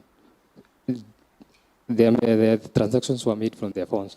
So, will the company compensate the loss incurred, customers incurred? Will also, is there any ways you can mitigate the risk of cybersecurity in the near future? I'll also say, there's the CEO has said that the risk of our customers is also our risk. Will there any situation that the company and the customer developer lose situation? Like if the customers lose the amount, also the company will compensate. Also have maybe something, maybe not reinstating to the initial financial state, but yeah, those questions applied for those who have lost a lot of, money, maybe hundreds of millions. Thank you very much. Is Dion in the room? No. Is Gerard Monyere in the room? So prepare to answer for your team. The next question.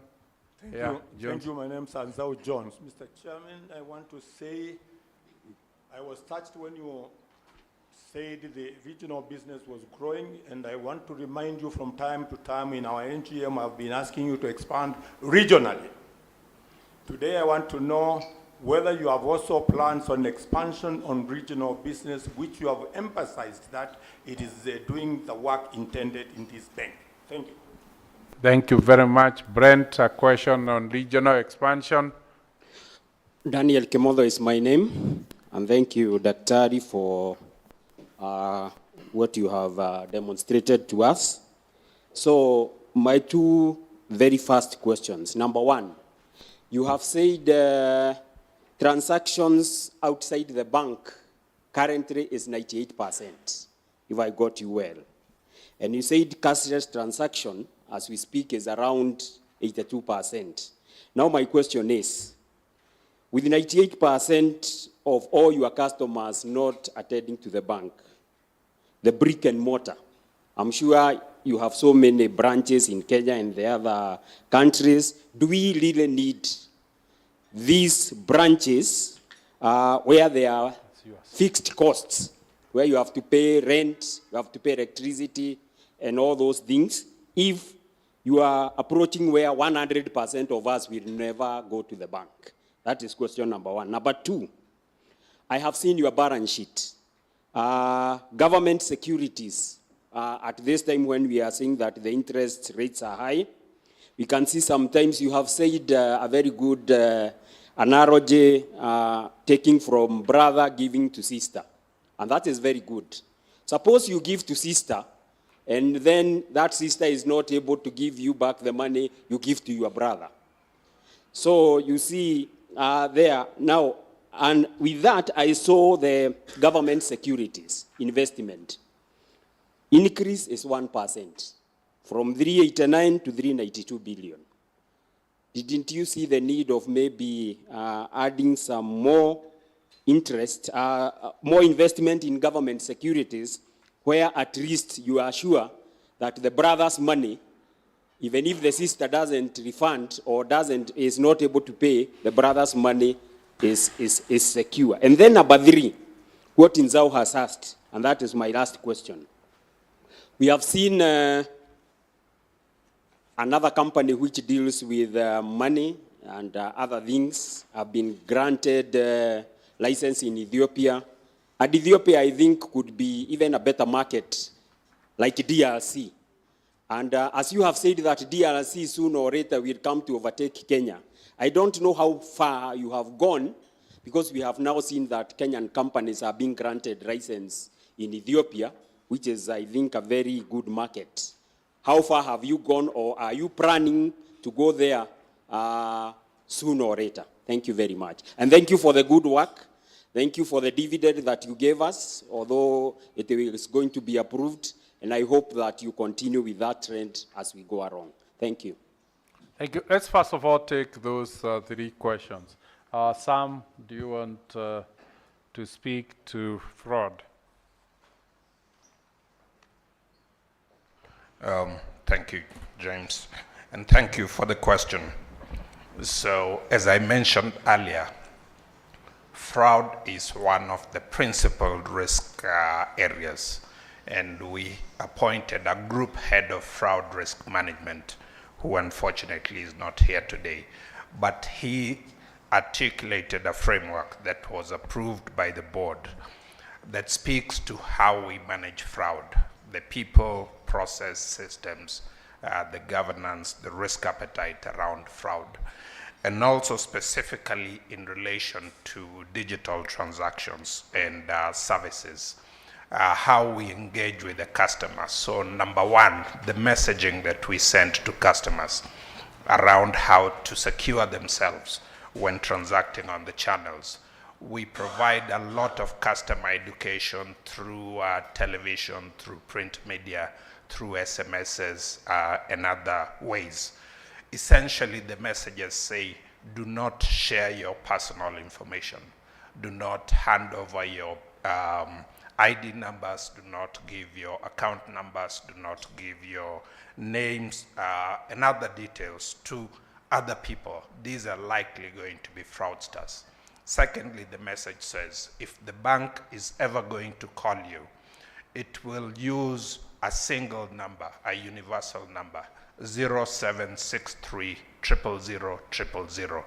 If you see any other number calling you, that is not Equity Bank.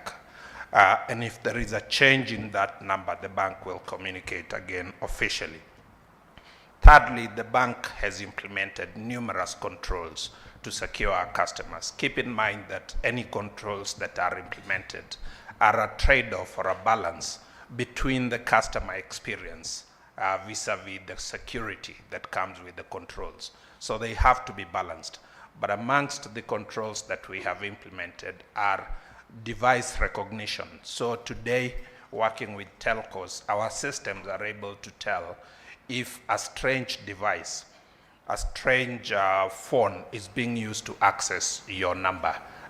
We have worked with particular telcos and implemented that capability. We are continuing to work with telcos across the region because in certain areas that capability has not been implemented. We are deploying artificial intelligence, machine learning to try and understand customer transaction patterns so that we're enabled to detect unusual transactions, unusual times of the day or amounts and so on and so forth. We are looking at implementing transaction limits to ensure that customers are protected in the event they compromise themselves, the losses are mitigated. So a lot of work going on in this space. It is true we've had some social media cases, and we engage with those customers constantly to help the customers understand the measures that we are taking to protect them. And internally, we have discussed ways we could support the customers in such instances. However, the big point is, given the direction of travel for institutions around the world, adoption of technology, it's very important customers help themselves by protecting themselves, and it's the bank's duty to provide education to customers, which we will continue to do. Thank you. Thank you very much, Sam. I think the only thing I could add is that 86% of all online frauds is social engineering. It's somebody who calls you and tricks you, and that's why we have this massive campaign. Equity is not going to call you. It's fraudsters who call customers. And however much we try to tell customers, we will never call you, and if we call you, we'll call you on this number. That's the biggest risk. The second, about 8% is frauds on ATMs. And out of that 8%, 68% are from women. And when you look, particularly ATMs, when we confront the customer and says, do you know this person who is withdrawing your money? It turns out it's the client's own ATM, which he has trusted his children with, and then the children help themselves. The issue of trust is really PIN numbers, ATM cards, and all that you can never give somebody else, because it's really giving the title to your account. So essentially, the solution is really civic education. It's really training our customer, his financial literacy. Now, unfortunately, every fraud incident is different from the other. It's done differently, done to a different person. You can't make a rule on fraud, because there is no fraud that looks like the other. But we're making our every effort. Our biggest advertising cost is on the campaign of educating customers. And the customers who are in the room who know, Kenyans who are in the room, the bulk of our money is all about educating to protect. The only thing we can appeal to is to team up with our customers to beat the fraudsters, to ensure none of us is the weak link in defending ourselves and defending the bank. None of us should be the weak link, and that's why we want to educate. I think John asked about regional expansion, an excellent question, and it's a very delicate balance, as we said when we started off, and Brent said, now we see the return on equity is higher. The highest return on equity in this group is Rwanda.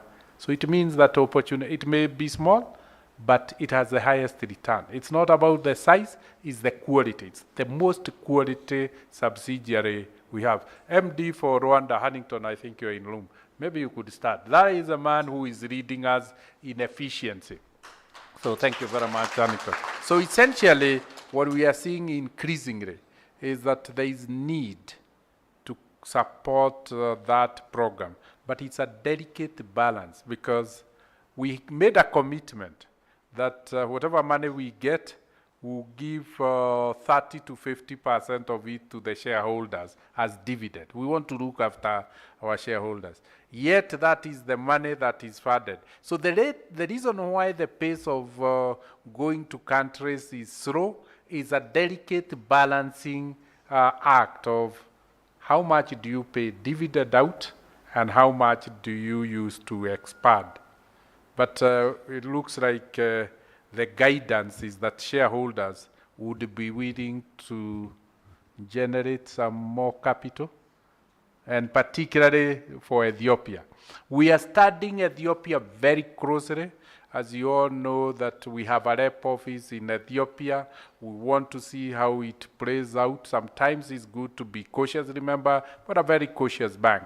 But remember the shareholders back for almost 8 years had flagged Ethiopia as a potential. Ethiopia has 110 million people. It's neighboring us. Kenya has built the road all the way to Moyale, to the border. Ethiopia trade and Kenya is increasing.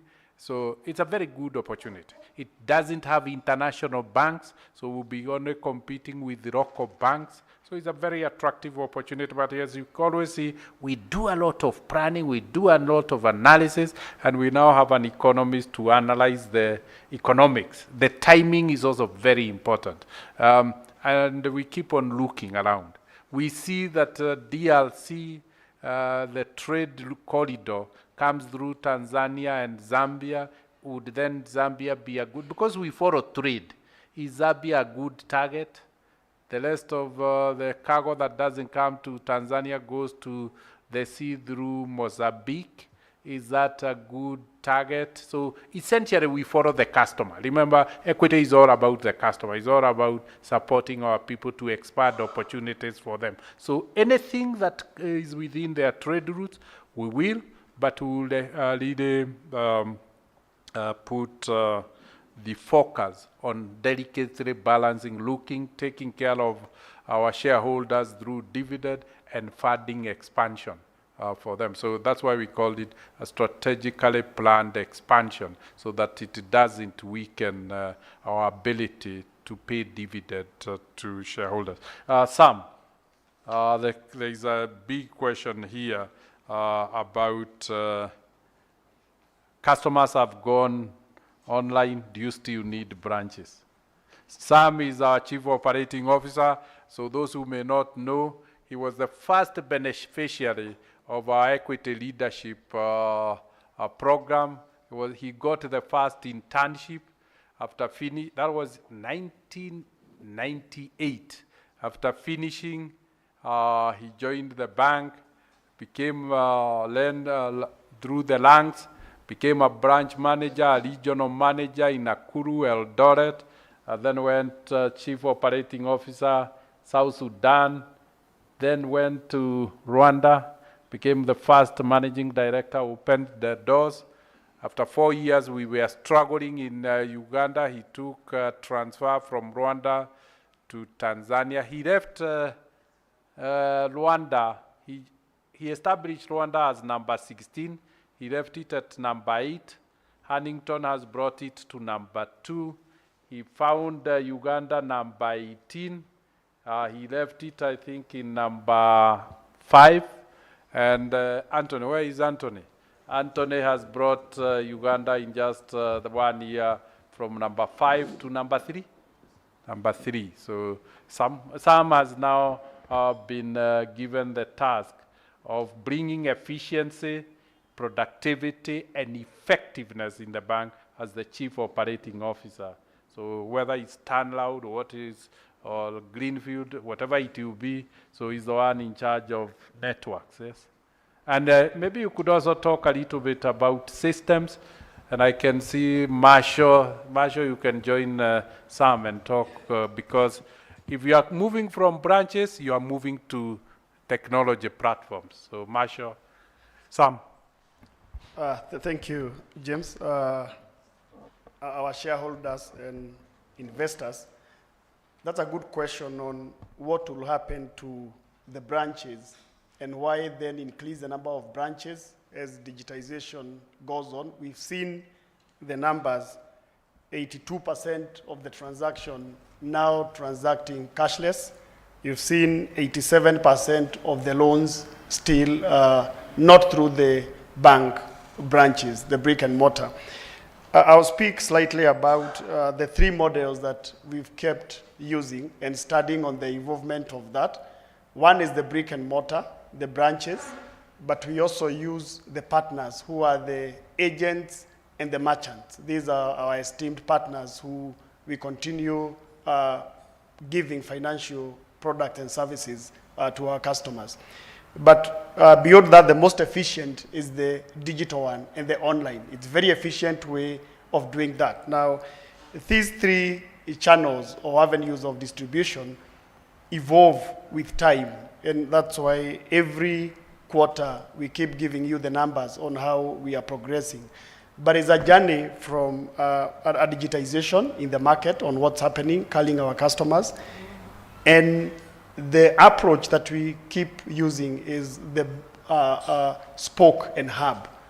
In key areas, you want to establish a branch, then you want to go further and have agents, you continue onboarding customers, but then you move them quickly into the digital channels that compresses geography and distance, becomes a very efficient way. Remember, we are coming from what I would call a low level of financial inclusion, and in most areas also, Angela spoke about the insurance. You find 3% penetration levels. So we still need to keep educating our customers, working with them the journey of innovation and pushing products on that side. So the three avenues are needed. What you keep seeing is the growth. For example, if you look at the fixed channels, the branches, the number of transactions in terms of growth year on year only grew by 11%. But if you compare with the pay with equity, the merchants that we are using, there's a growth of 243%. So question is, are you investing now in IT? So there's heavy investment in IT. Before Marshall introduced himself, there's a push we are having on the products, innovation of products. Lene did introduce himself, came to champion that, working closely with some from the customer side. So there's a lot of digitization, and you keep seeing that in all the verticals of either save, borrow, move, all those areas, you keep seeing that. At the same time, working hand in hand in stabilizing the IT platforms with Marshall. So we continue doing that. I'll allow Marshall to introduce himself and further the discussion of what we are doing in the IT platforms. Good morning. My name is Marshall Lusa, and I think we've met before. 2 quarters back, we promised to stabilize the systems, and I think we've delivered on that. You've seen some improvement. To answer the question directly about branches. Marshall, maybe you can introduce yourself. You were given a chance to introduce yourself and talk a little bit about your experience and why we trusted you with our systems. You're not going to run away. Yes, I've been with the bank for about a year now. I have joined from consulting. I used to work with a company called Accenture, where I used to look after their global practice for applications for broadly around 30 odd years, looking at systems integrations, IT technology, systems project turnaround, and now helping the bank with stabilizing their environments and giving you convenience. With regards to the branch now, if I can answer the question, when you segment the market, you'll notice that the demographic shows that our age members is spread between the very young and the very old. So I think from a branch perspective, as much as we digitize, there'll still be a need to have a branch network. Our digital channels, as we mentioned, products through Renre, And with Sam here, we will be enhancing those products and making sure that at least we can deliver with the speed and efficiency that our customers require. Thank you. So, Banakimodo, what we are really forecast is, yes, give freedom to the customers, but agents, merchants, they need to be hubbed. They need somewhere they could be managed from. The best place is the branch. Medium enterprises, they like to come for advice from the branch manager. The only place a branch manager then can sit in this branch. There is bank assurance. The best coordination area is the branch. So the branch is now becoming a hub for services and non-transactional business for the entire group. So it becomes maybe the right, and it also carries the brand. And essentially, if you have a problem, you want to sometimes to be resolved physically. So that's why, but the branch growth is not like a growth in the digital channels, because the bulk will be more growth in digital channels. Is there a question from this side? Looks like none. Very good. Is one from this side? Thank you, our great CEO, and thank you for sourcing for quality. I want to affirm the intellectual capacity and prowessness of the ladies here. And I want to tell men that you better be careful because the competition is so stiff. Now I have one question. It is on ESG. How has the climate change impacted the performance of the company, and what measures have you taken to mitigate the same? Thank you very much. Reshma, that's a technical question.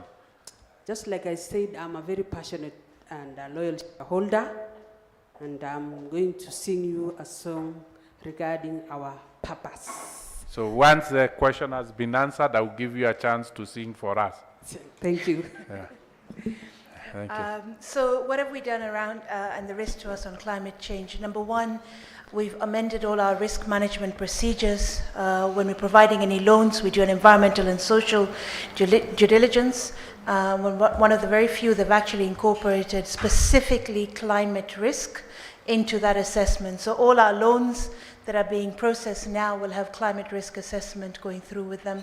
We're expanding beyond climate into nature next, so that'll be the next thing.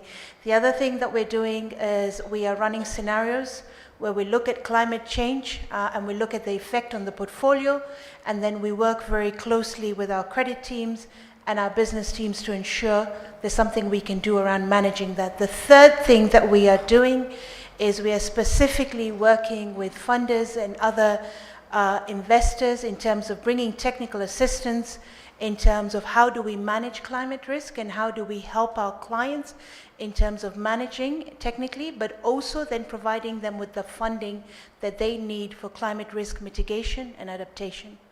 Thank you. Thank you very much. I think that brings us to an end of this session of investor briefing. Yes, Chemi, you want to join? Maybe very briefly, Chemi. Yeah, there is a mic with you. There is a mic. There is a mic. The last one. If there's any last one, it will be me. Okay. Because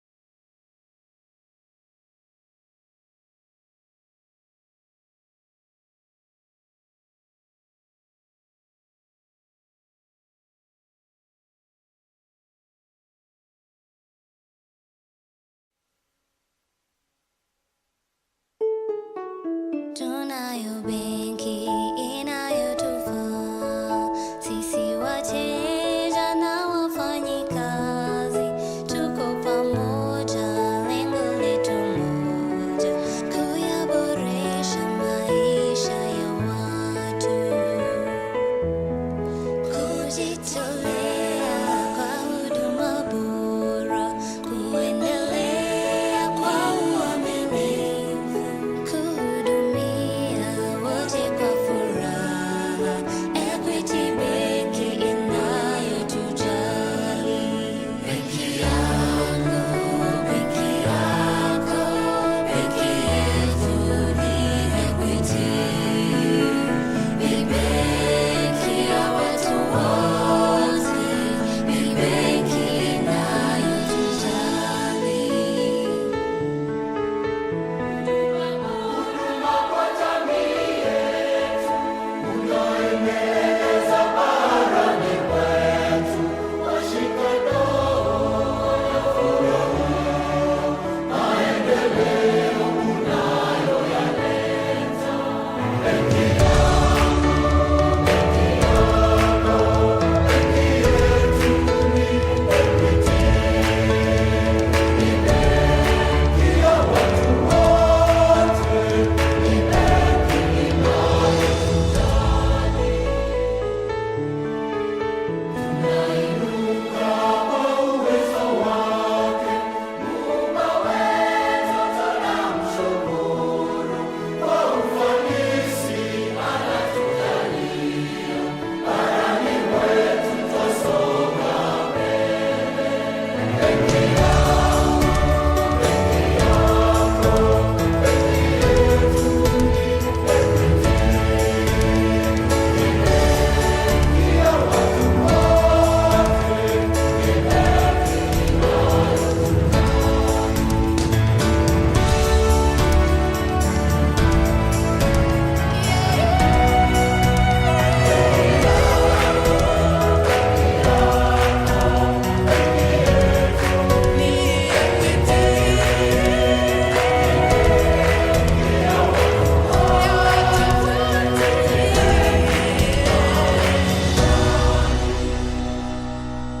Ni benki inayotujali.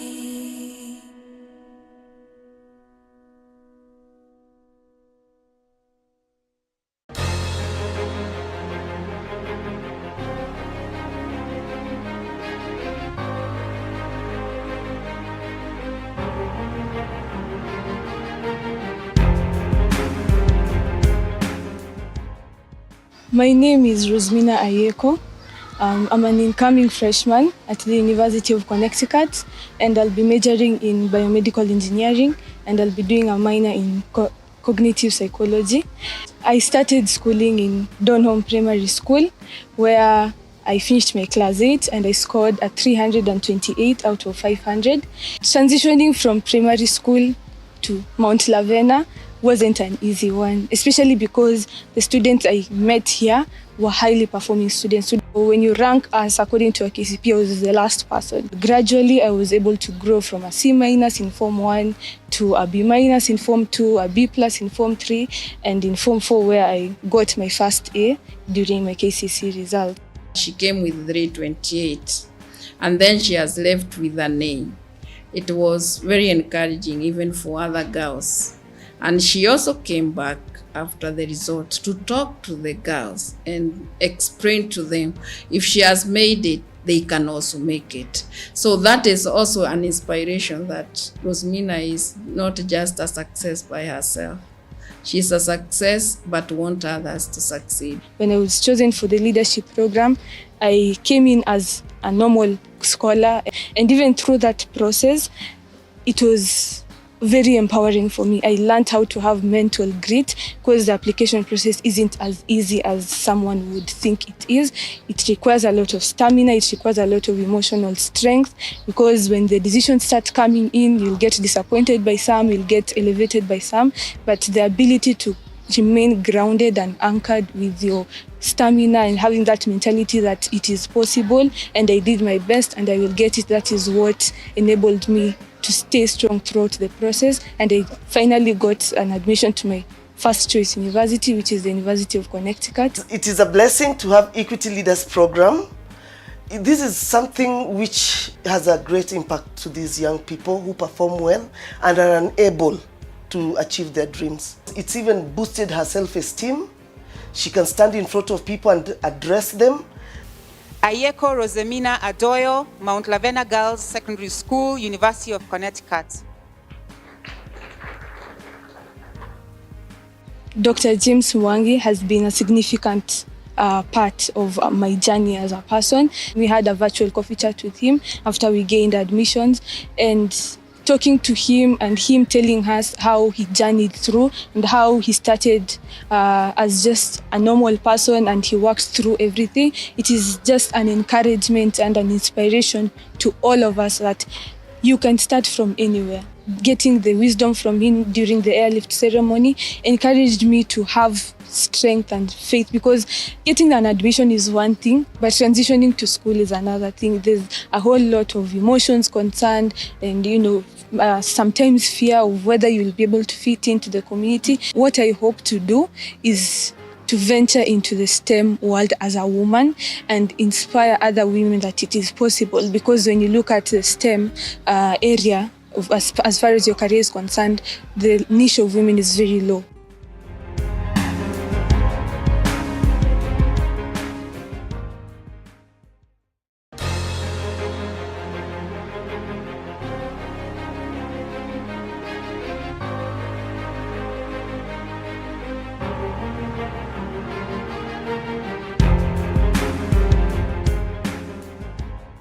So my name is Victor Kananda Mureithi.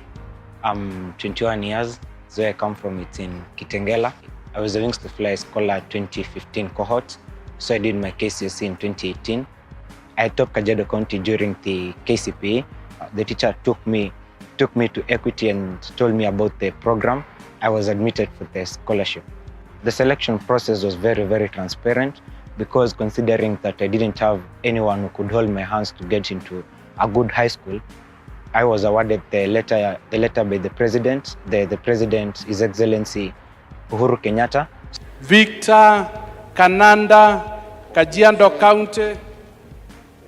So when I got to Mangu, my vision was, I knew what I really wanted to do. I didn't want to go back to where I was coming from. I really wanted to see my circumstances transformed. I've known him as a very obedient student, respectful, very industrious, very ambitious.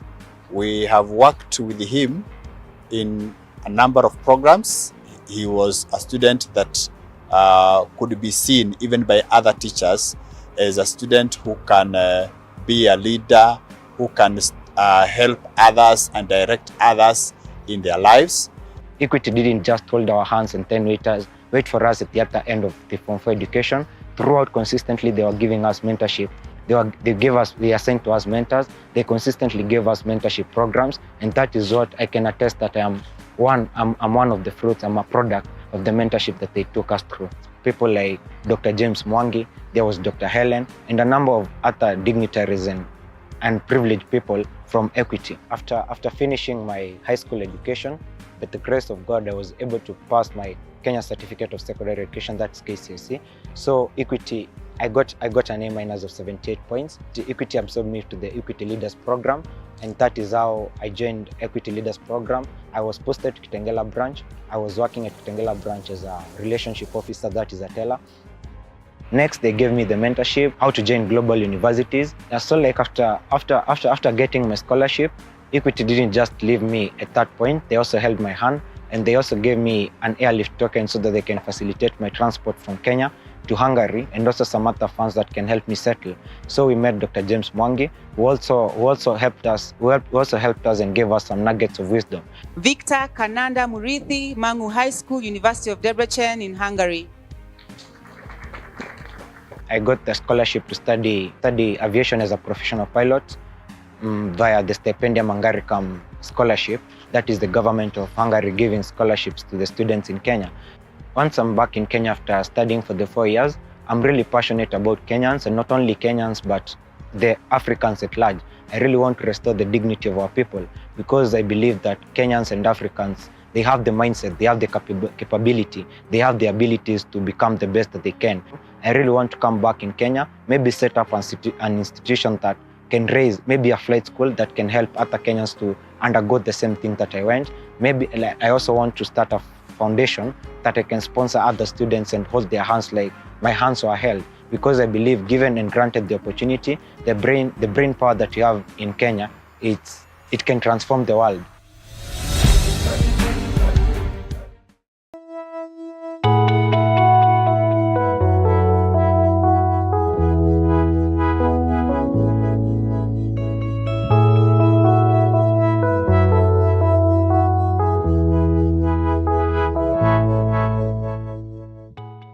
(2022) marked a major milestone for Equity when the bank financed the first bulk fuel import into the country. The 142 million litres consignment, shipped under the open tender system, was delivered by motor tanker Lyric Magnolia to the port of Mombasa at Port Reitz.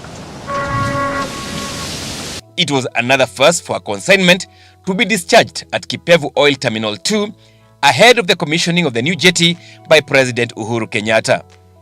The ship became the first vessel to discharge fuel at berth number 3 and one of the first 6 to discharge their cargo before the official opening of the facility.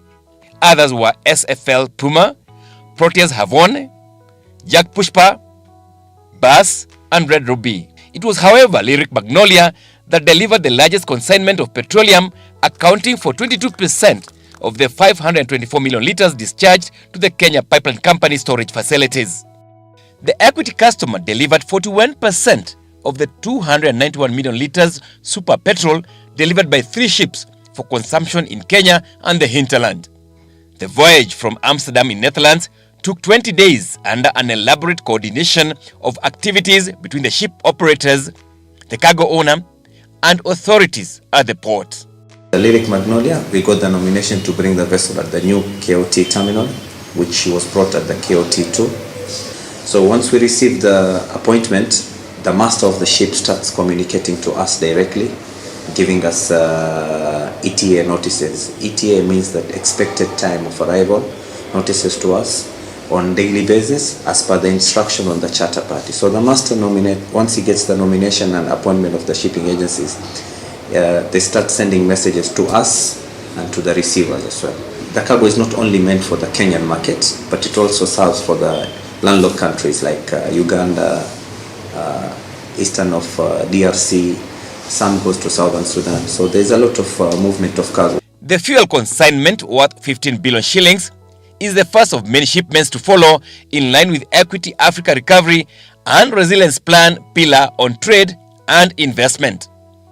Equity has a very strong purpose that it has always pursued, that has guided our plans all the time. That of changing lives, giving dignity and expanding opportunities. That has been really our compass, pointing to the true north. That the success of Equity and the essence of Equity is all about and is measured by how many lives we have been able to touch, lives that we have been able to impact, dignity and honor that has crystallized on those that we interact with, and our ability to expand opportunities for wealthy creation.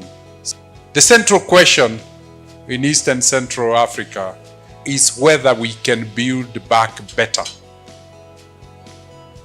a region that is more resilient to shocks, and a region that tries to address the ills that have been exposed by COVID.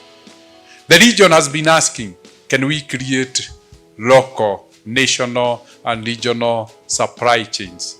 That's why the African Union has first Mediterranean Sea, the Red Sea, and on to the Indian Ocean, which is usually rough in July due to prevailing monsoon winds. This is a CPP cargo, light cargo. My vessel last time loading in Amsterdam, and passing through Suez Canal, come to Mombasa for discharging operation. Actually, sailing region, it's a worldwide, but presently sailing region, Asia part and European. You cannot do loading to cargo tanks 100%. All tanks, cargo tanks, as per Chief Officer already familiar regarding this one, should be loading 98%, because these 2%, because you have to voyage, because for example now in Amsterdam temperature was 70, 80 degrees. Now in Mombasa temperature already 30, 33 degrees. That's why during voyage your cargo will be expanded. That's why you have to this one 2% for safe to escape any overflow. The delivery of the first petroleum cargo by an Equity customer has already been followed by a similar consignment, with even more expected to follow.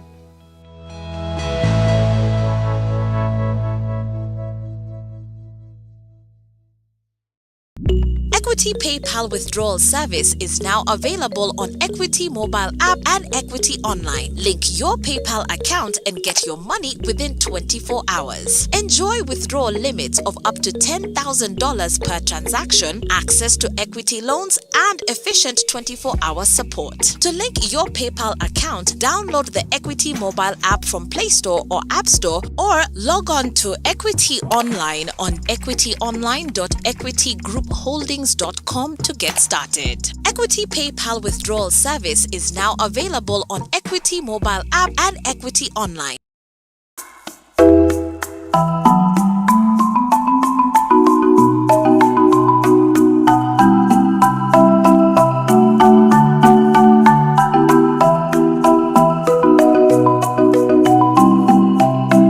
Kwa majina naitwa Faris Kitari Kanga. Kwa hii kijiji tumeishi inaitwa Githironi, Magumoni location, tuita sub location. Samba yangu yote ni 3 acres na kwa majani chai iko kwa eka moja, 3000 bushes. Eka moja nimepanda nyasi ya ng'ombe, na pande hiyo ingine kitu nusu eka iko na kahawa, sababu mimi ni mkulima ya kahawa. Hiyo kanusu ingine imebaki napanda sweet potatoes pamoja na mboga ili kusustain hapa nyumbani, na madisi pia. Kahawa season moja nafuna kitu 2000 kilos napeleka kwa factory. Majani tunachuna kitu 800 kilos per month ambayo inalipwa kwa 20 shillings. Alafu madizi naye tunapeleka kitu per week napeleka 1000 fingers huko shule. Wakati Equity Bank mlikuja town hapa Chuka, walinipea 150,000 nikajenga hii yote boma mnaona yote. So next time nilipewa 300,000 nikanunua ng'ombe 3 ambao walizaana. Nilikuwa nimeenda training moja hiyo ambayo tulienda Chuka, tukafunzwa juu ya bima ya mifugo. Nikaenda nikawekea wote, wakakufa ng'ombe 3, akabakia huyu mmoja pamoja na ndama zao wote walikufa. Hiyo nashukuru sana Equity Bank kwa vile nililipwa hiyo pesa. Na wacha hiyo nilipwa haraka sana, nilimaliza maybe 3 weeks. Ukiwa kwa Equity Bank hauwezi ukapata shida, sababu nilienda tu pale nilikuwa na shida ya tangi ya maji, nikaambiwa Equity atakupea hiyo. Nikanunua hiyo tangi unaona hapo, na ile ingine sina shida ya maji, mifugo hawezi kosa maji. Hata kama uko na runi nyingine kule hati unaongezewa. I am happy for that. Equity Bank pamoja na hao watu wa Biostema iko pahali tulienda masomo Metheru. So Equity Bank wakanipea 150,000. So nikaambia watu wa Biostema, sasa mtaniwekea biogas. Wakatu install hii biogas, wakachimba simo, wakaleta kila kitu materials, wakaweka moto kila pahali hapa. Hakuna moshi, hakuna uchafu, nimesave kuni, nimesave gas, nimesave hata stima. Equity mmenisaidia sana, asante sana.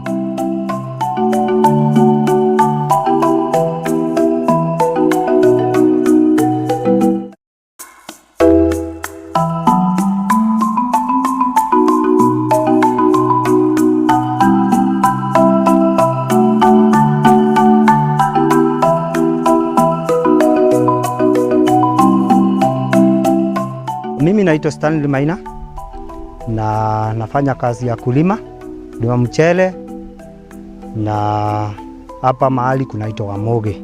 Shamba langu ni eka 1, alafu niko na ingine nimekodeshwa eka 4. Niko na miaka 3 nikiwa nalima mchele, alafu na hii shamba langu hiyo eka 5. Kwa eka 1 ilikuwa inanipe gunia 20. Yote ilikuwa inanipe bag 100. Mimi bila ninaona mambo ya kulima iko sawa. Niko na miaka 2 tangu tuonane na Equity. Walinipatia loan. Nilikuwa nimeanzia kulima tayari, akanikuja ananipe support. Nikaendelea mwaka wa kwanza na nikanunua shamba ya kwanza eka 1 huko nyumbani, mahali nataka kuweka samaki.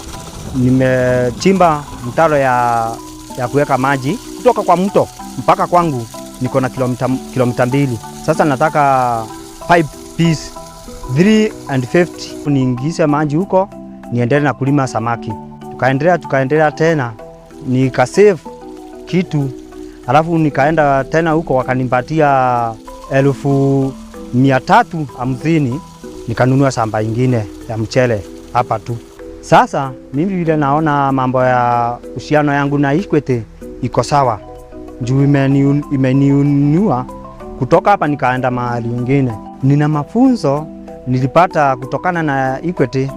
Ya kwanza ni mambo ya saving, alafu kulima. Hiyo ndio imenipeleka mbalimbali.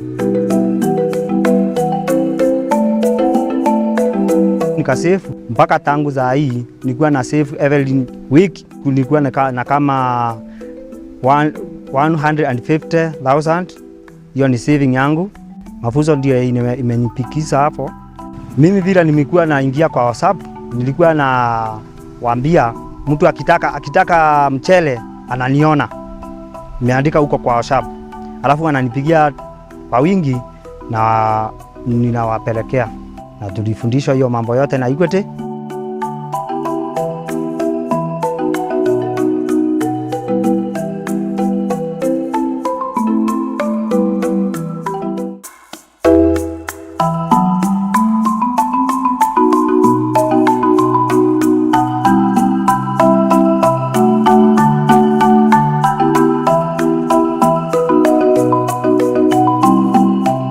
My name is Mercy Mwende, Director Sweet and Dried Enterprises. We are based in Tharaka Nithi County, a place called Kamoteria. Sweet and Dried is a company that specializes in drying of fruits, vegetables, herbs and spices. We make flours from the indigenous crops. We started this company in 2009. Our inspiration is because of challenges that our farmers face. Myself being a farmer, our family being farmers, we had challenges of getting markets. Where do we get market for our products? Now we are working with more than just mango. We have bananas, we have pineapples, that is in the category of fruits. We also dry vegetables. We dry the herbs and spices, and we dry the indigenous crops, what we call the orphan crops. That is cassava, yam, sweet potato, arrowroot, bananas, and such. At the moment, we are working with almost 7 counties in this country. We are working with Tharaka Nithi, Embu, Meru region, Kitui, Busia, Bomet, Kericho. Our model is we work directly with the smallholder farmers. We do sell directly to consumers, but our biggest market is the bulk, where we have the local markets, that is Kenyan market. We sell to different companies. We also have exports to the US, export to the Italy, export to Japan. You pay the farmers and you want to see impact of the money you've paid them. And you can see a big difference between farmers who have been trained on financial management and good crop husbandry, and farmers who have not been trained. From the partnership with Equity, then we have seen the farmers are improving. Especially in Tharaka Nithi, we have worked with farmers in the most areas that they're covering, Itugururu, Nkio, Tunyai region, and you can see a difference. One of our main products is porridges. Our brand in the market is Charm, which means come we eat. Is a product that is there in the market, the booster porridge. It takes in cereals. So we are able to work with farmers who are in sorghum and finger millet and also pearl millet. It takes in pumpkin, it takes in cassava, it takes in vegetables, the stinging nettle and moringa and amaranth. So we are diverse. We have actually accessed financing, working capital from Equity to be able to source. Sometimes you find that our bulk buyers, they come in with orders, but the payments are not immediate. So we have gone to the bank to source for financing for that. What I've seen as a success factor is being able to work with your support system, your family, your spouse, your staff, because most of the time you find that the idea behind Sweet and Dried is not only myself. As a young woman, I would like to encourage the women that it's possible to get into manufacturing. When you put your efforts in it, of course, you'll be able to grow. To appreciate Equity, the other day we had a team from our head office, and we were talking about exploring markets that are new, even in Africa, the Congo region and such regions. So we are looking forward to this collaboration, and we are grateful that we found it worth to partner with Sweet and Dried.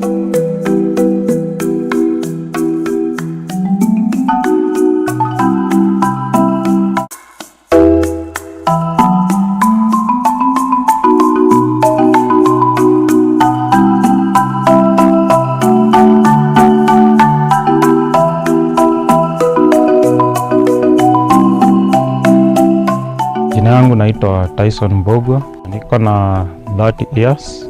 Nafanya biashara ya propagation of grafted fruit trees or multiplication of different seedlings like apples, macadamia, avocados, oranges and the citrus family, dragon fruit na nyinginezo. The main provider of skills and education kwa hii biashara yangu imekuwa from experience.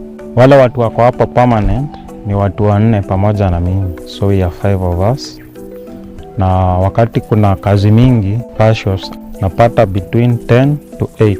On the year 2012 nilianzisha hii biashara na shilingi 3,000 za Kenya. Hii biashara kana kama shilingi kama 1.5 hivi capital. Lazima una market from the social media website, so people all over the world can access your website, your social media page. Wakisha access pale their contacts, tunauza hapa locally. We also export. I have exported to other countries like Tanzania, Uganda, Cameroon.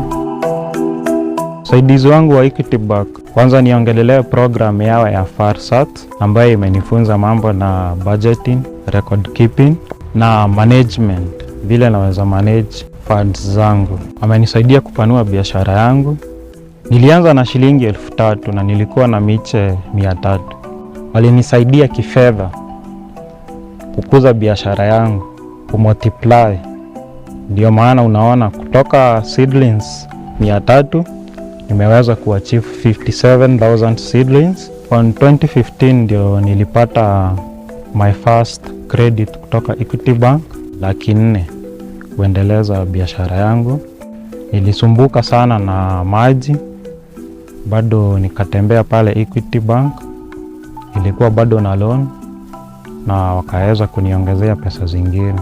Because of climate change nilihitaji kupata another source of water, ambayo niliweza kuchimba shallow well, kuinstall submersive pumps, steamer.